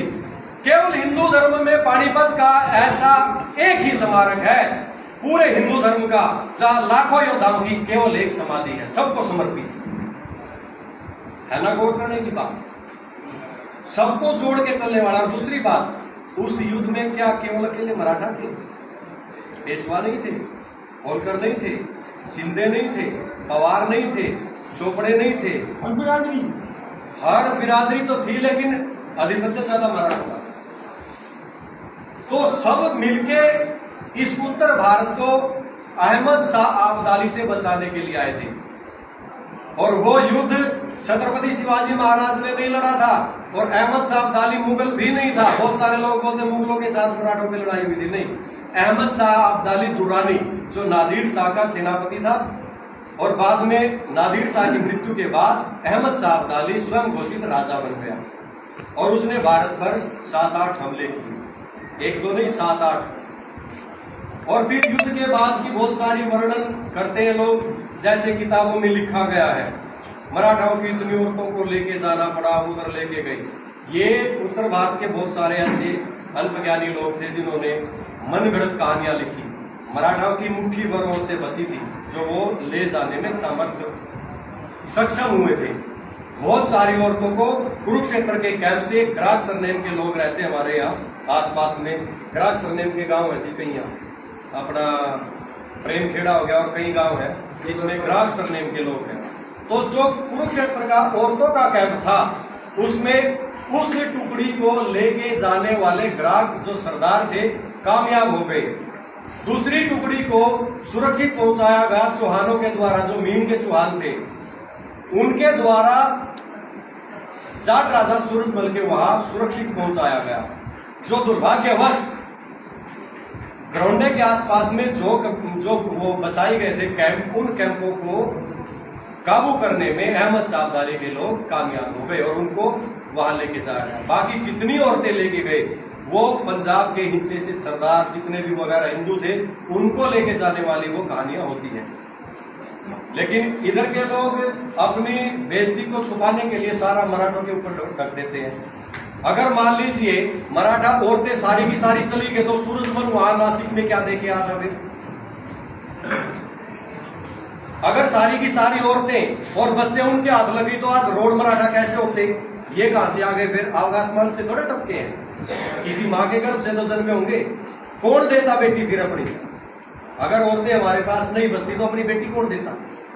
बहुत सारी चीजें हैं, 3000 के करीब हमारे पास ऐसे पेज हैं जो हमने निकाले ढूंढ ढूंढ के। इंग्लैंड से गजेटियर भी मंगाया, gazetteer of Karnal, gazetteer of Delhi, जिसमें साफ साफ वर्णन है कौन सी जाति कितनी थी, कैसी थी। जैसे हालात आज हैं, 1947 से पहले ऐसे नहीं थे। दोस्तों, हम अपनी आंखों से तुरंत क्या लिप्या देख रहे हैं, यानी कि जो हमें अब दिखाई दे रहा ना, हम उसी को सत्य समझ रहे हैं। जिस जगह पे बैठे यहाँ आसपास में तो मुसलमानों के ढेर सारे गांव थे, शिया मुसलमान, सुन्नी मुसलमान, दुनिया भर के थे यहाँ पे। और ऐसी भी जातियां जो आज क्षत्रिय बनी बैठी है, जिनको सिर पे पगड़ी रखने का अधिकार नहीं था उस समय में। यहाँ के जो वो रखने नहीं देते थे, केवल मराठों को ही क्यों ऐसा अधिकार था? क्योंकि वो राजे थे, उनको पता था अगर पूरे हिंदुस्तान में अगर सांस लेना है तो मराठों से पूछ के लिया जाएगा। यहाँ बसे हुए जितने आप मराठे भाई हो ना, वो सारे के सारे कैंप थे, कैंप बसाए गए थे यहाँ लोगों से टैक्स लेने के लिए। आपके समाज में बहुत सारे पद है जिसको चौकीदार कहते हैं। चौकीदार का क्या मतलब, क्या व्यवस्था चौकीदार की? चौकीदार अंग्रेजों के टाइम में बहुत बड़ी व्यवस्था होती थी। वहां उस समय टाइम में सरपंच नहीं होते थे, चौकीदार बहुत पावरफुल आदमी होता था। उसके कहने से 15 दिन की सजा हो सकती थी अगर उसको कोई छूट दे। उससे बड़ा होता था नंबरदार, नंबरदार को 3 महीने की सजा दी अगर उसको कोई छेड़ दे। नंबरदार के ऊपर सफेद पोष होता था जो पूरे गांव का टैक्स लिया करता था। और फिर उससे बड़ी होती थी जैलदार। जो जैलदार होता था वो 20-25 गांव का अकेला राजा होता था। वो टैक्स इकट्ठा करके अंग्रेजों को देता था, उसके बदले में 3% टैक्स वो अपने आप पास रखता था। इतने पावरफुल लोग थे वो। तो ये सारी की सारी आपके पास ही तो थी। चौकीदार सबसे ज्यादा किस समाज के पास? और दूसरे जैलदार सबसे ज्यादा किसके पास है? अपने पास। जैलदार सबसे ज्यादा अपने पास है। और ये सरपंच की जो व्यवस्था थी ये महाराष्ट्र से ही लागू हुई है। भारत के उप प्रधानमंत्री हुआ करते थे चौहान साहब अपने, तो उस समय में ये व्यवस्था लागू हुई थी। सरपंच की व्यवस्था अंग्रेजों से पहले नहीं थी, आजादी के बाद लागू हुई 60 के 62 के दशक में। तो बहुत सारी ऐसी चीजें हैं जिस पर हमें गर्व करना चाहिए। और ये बात रहेगी भाई आरक्षण की कोई बड़ी बात नहीं। अमरोड़ मराठी है, यूपी में जो हमारे भाई सारे के सारे ओबीसी में है, फेरी बुना तोड़ देते हैं, हम न्यारे करते हैं। आज भी शादी ब्याह जो हमारे जो जमनाक लगते हुए जितने भी गांव है, सबकी आज भी रिश्तेदारी यूं बनी हुई यूपी वालों के साथ। तो बहुत सारी ऐसी बातें हैं जो स्वाभिमान से जीता है, जो धर्म की रक्षा करता है, जो अस्त्र और शस्त्र से धर्म की रक्षा करता है, वो क्षत्रिय कहलाता है। जो धर्म का ज्ञान देता है, संस्कारों का ज्ञान देता है, जो बच्चों को पढ़ाने का काम रखता है, वो ब्राह्मण कहलाता है। जो व्यापार करता है, लोगों का पेट भरता है, वो वैसा कहलाता है। जो सेवा करता है, जो नौकरी करता है, चाहे वो प्राइवेट नौकरी हो, चाहे सरकारी हो, चाहे वो किसी आदमी के पास खेतों में करता है या मेरे पास करता है, चाहे ड्राइवर है, कोई भी है जो नौकरी करने वाला है, वो शूद्र है। और आप सब लोगों के मन में पता नहीं लोगों ने कैसे कैसे भ्रम डाल रखे हैं। हिंदू धर्म की व्यवस्था होती है 4, क्षत्रिय, ब्राह्मण, वैश्य, शूद्र। और हमारे यहाँ एक मराठा वीरेंद्र वर्मा जी हैं जो बहुत सीनियर मराठा है, जिन्होंने यहाँ जो जागृति का दिया जगाया था, जो एक पेड़ का पौधारोपण किया था मराठा नाम का, दोबारा से जागृति जिन्होंने चालू की, वो अपने नाम के साथ मराठा लिखते हैं। हमारे समाज के, अपने समाज के लोग क्या कहते हैं, मराठा लिख लिया भाई, ये तो खराब हो गया, तो ये तो वो बन गया, सनार बन गया। सनारकार वर्मा का क्या मतलब, जिसने हिंदू धर्म नहीं पढ़ा। देखिए क्या होता है, हिंदू धर्म में अगर ब्राह्मण है वो अपने नाम के साथ शर्मा लगा सकता है। अगर जो ब्राह्मण है वो शर्मा लगा सकता है, जो क्षत्रिय है वो वर्मा लगा सकता है, जो वैश्य है व्यापार करने वाला है वो अपने नाम के साथ गुप्ता लगा सकता है, जो शूद्र है वो दास लगा सकता है। ये लड़ने की बात नहीं, ये समझने की बात है। उसके बाद कलयुगे संगे शक्ति, जिसके पास ज्यादा सिर है, सिरों के झुंड जिसके पास है, जिसके पास संगठन मजबूत है, वही राजा कहलाएगा। और जो ताकतवर है वही हमेशा इतिहास बदलता है। कमजोर और गरीब आदमी की कोई जगह नहीं समाज में। इस धरती पर अगर सबसे ज्यादा कोई नीच है, सबसे ज्यादा दुखी है, सबसे ज्यादा उसके ऊपर प्रकोप है, तो गरीब आदमी है। अमीर का कुछ बिगड़ नहीं सकता भाई। इसीलिए संगठित बनो, एकता में बल है, यूनियन इज स्ट्रॉन्ग। एकता नहीं होगी तो कुछ भी नहीं कर पाओगे। किया क्या आज तक आपने मिलाद खाई, आपने पता ही नहीं था का हम एक दूसरे के पूर्वज, एक दूसरे के भाई हैं, एक दूसरे के नजदीक वाले लोग हैं। अगर हम 1947 से पहले का इतिहास देखें तो यहाँ केवल 36 बिरादरी थी। आज तक सुनते आए ना 36 बिरादरी, लेकिन आज हरियाणा के अंदर 36 बिरादरी नहीं, 105 से भी ज्यादा बिरादरी है। कहां से आई इतनी बिरादरी? ये कुछ तो 1947 में मारकाट हुई तो पाकिस्तान की तरफ से जो बिरादरी आई यही सेटल होगी। वो सबसे ज्यादा करनाल में, कुरुक्षेत्र में, पानीपत में, सोनीपत में और तक सारे के सारे जो पंजाबी भाई थे, वो बहुत सारी जातियां आई थी। 70-80 जातियों के लोग आए थे, वो हिंदू धर्म से। इसीलिए ये जातियां हरियाणा में बढ़ गई। तो बहुत सारी ऐसी बातें हैं जिनका जानना आपके लिए बेहद ही जरूरी है।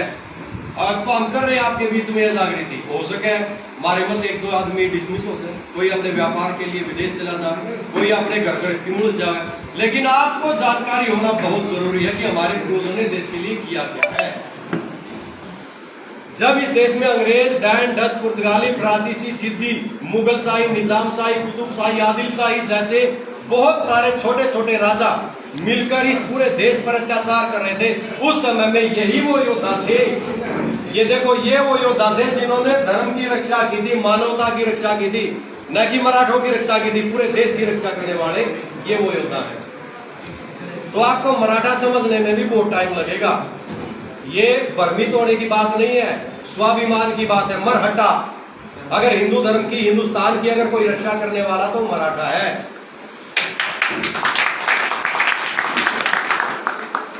हम क्यों बता रहे हैं आपको ये बातें? अगर आज हम नहीं बताएंगे तो कोई तीसरा आदमी आपको बता के चला जाएगा ना, ठीक नहीं है तो ये पहले रोड थे, पहले ये धाड़क थे, पहले ये बामण थे, ये सारे मराठे बन गए। बनने का क्या मतलब, ये है ही वैसे।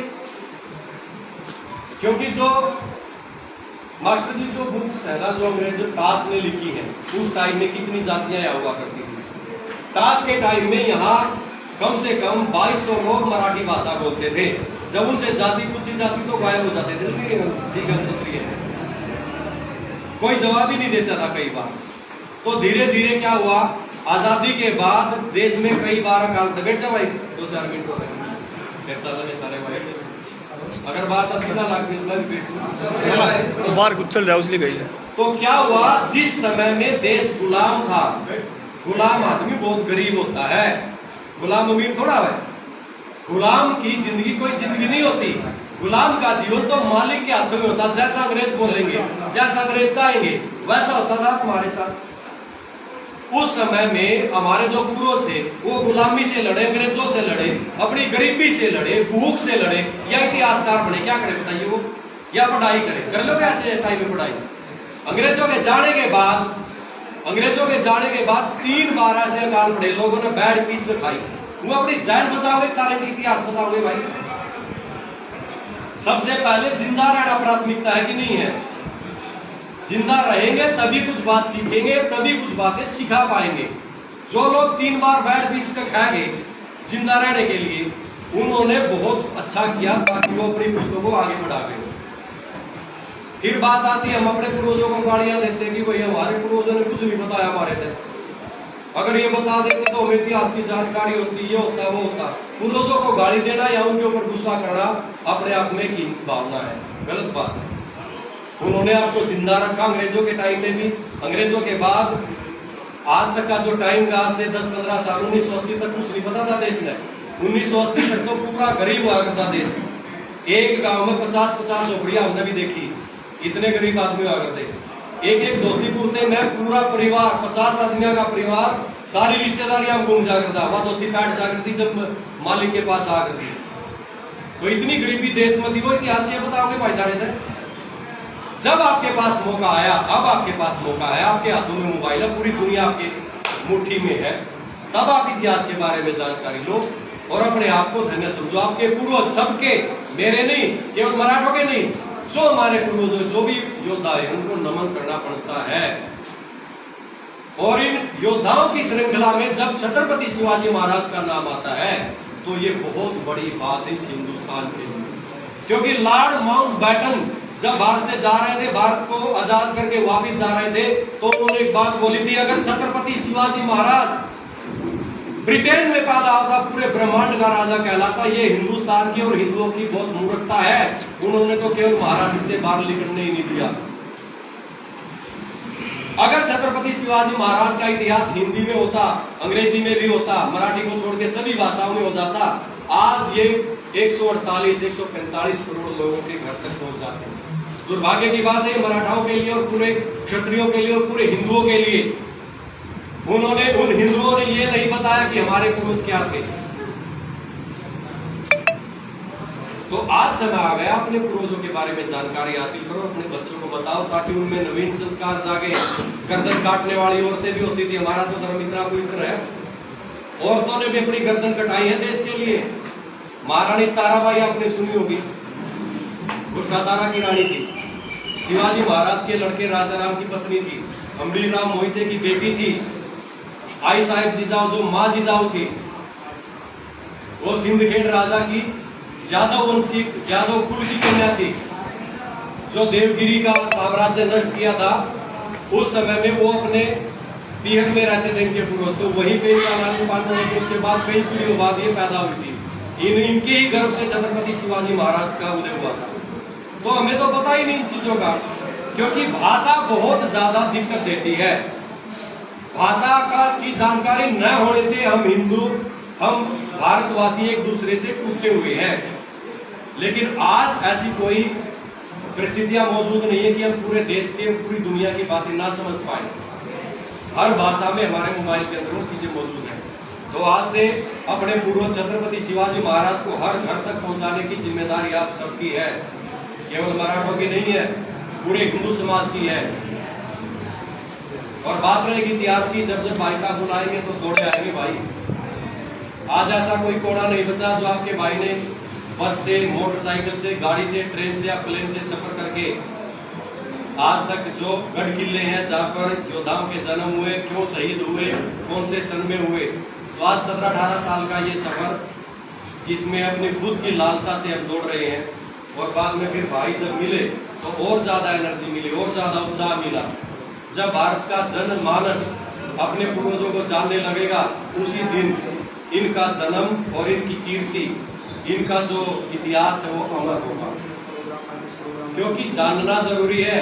पूर्वजों को अगर नहीं जानोगे, अगर किसी आदमी को इतिहास से काट दिया जाए तो उसका जीवन केवल जानवर जैसा रह जाता है। उसको जानकारी होनी जरूरी है कि तू किनकी संतान है। तुम्हारे पूर्वजों ने इस मानवता के लिए, इस देश के लिए कितने बड़े बलिदान दिए, उनकी पीढ़ियों को यह मालूम नहीं होगा तो कोई दूसरा सिखा के चला जाएगा, कुछ नहीं यार तो बहुत बड़ा आदमी है यार, 2 गाड़ी ले, 4 गाड़ी ले, चलो आज इधर चलेंगे, चल कल उधर चलेंगे, व्यसन में ढस जाएगा मनुष्य। इसीलिए अगर इतिहास की जानकारी बच्चों को दोगे तो संस्कारी बनेंगे। अगर अपने बच्चों को खुद नहीं सिखाओगे, शिक्षा नहीं दोगे, तो पड़ोसी तो अपने मर्जी की शिक्षा देगा भाई। आज पड़ोस में अपने घर का के उजड़ने का कारण यही है कि माँ बाप अपने बच्चों को शिक्षा देने में नाकामयाब हो जाते हैं। कहीं ना कहीं माँ बाप के पास भी पूर्ण ज्ञान नहीं होता।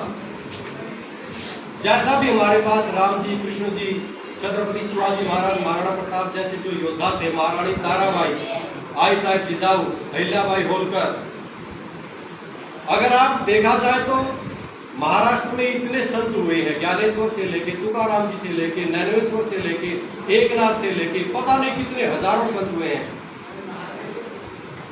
क्यों संत होते? संतों का आगमन धरती पे क्यों होता है? जब जब धरती पर अधर्म बढ़ता है, तब जब परमात्मा मुक्त आत्माओं की ड्यूटी लगाता कि जाओ धर्म की स्थापना करो, आप ज्ञान फैला के आओ, ताकि आत्मा को मुक्ति मिल पाए, जन्म और मृत्यु के चक्कर से वो छूट जाए, मोक्ष की प्राप्ति हो जाए, मानवता कायम रहे।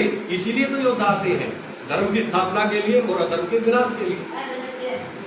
तो दोस्तों, आप सबका ज्यादा समय न लेते हुए आज इन देवपुरुष आदिपुरुष छत्रपति शिवाजी महाराज का एक जय घोष हो जाए और यहाँ से एक प्रेरणा लेके जाए कि जो इन्होंने साम्राज्य, हिंदू स्वराज्य जो इन्होंने खड़ा किया, उस स्वराज्य को आगे बढ़ाया जाए। तन से बढ़ाओ, मन से बढ़ाओ, धन से बढ़ाओ, या अपने मोबाइल के जरिए बढ़ाओ, क्योंकि इस देश में ऐसी ताकतें खड़ी हो रही है जो अपने अस्तित्व को मिटाने के लिए तैयार बैठी है।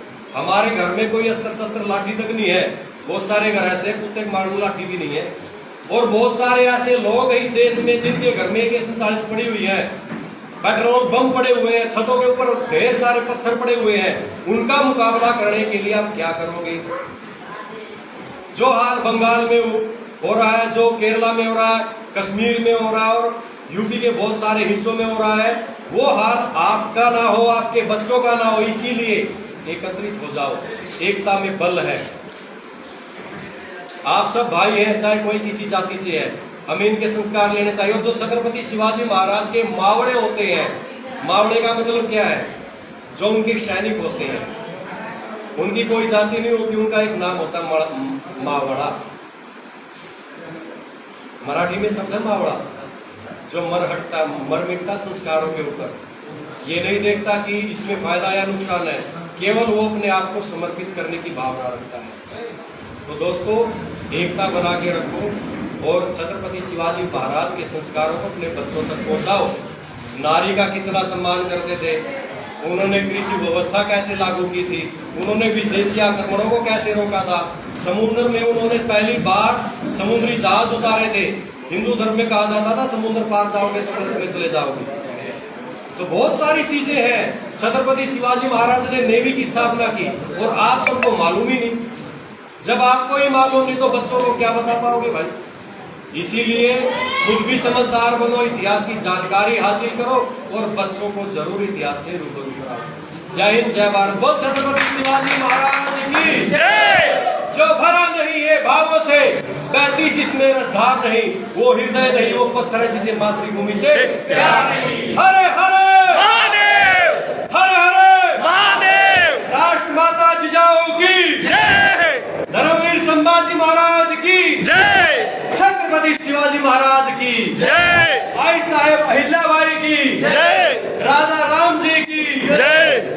जय शिवराय राम। बहुत बहुत धन्यवाद। आज राज्य अभिषेक दिवस के ऊपर मराठा रामनारायण जी ने आपको इतिहास से सुनवाया, बड़ा अच्छा लगा। जन जन तक इस आवाज को पहुंचाने से हमारी आपको जरूरत पड़ती है। इन्हीं शब्दों के साथ हमें अब इस समापन की ओर इशारा करते हुए मास्टर सुरेंद्र जी को, जो हमारे डिस्ट्रिक्ट प्रेसिडेंट हैं, उनसे आग्रह करूंगा कि वो इसका समापन करें। और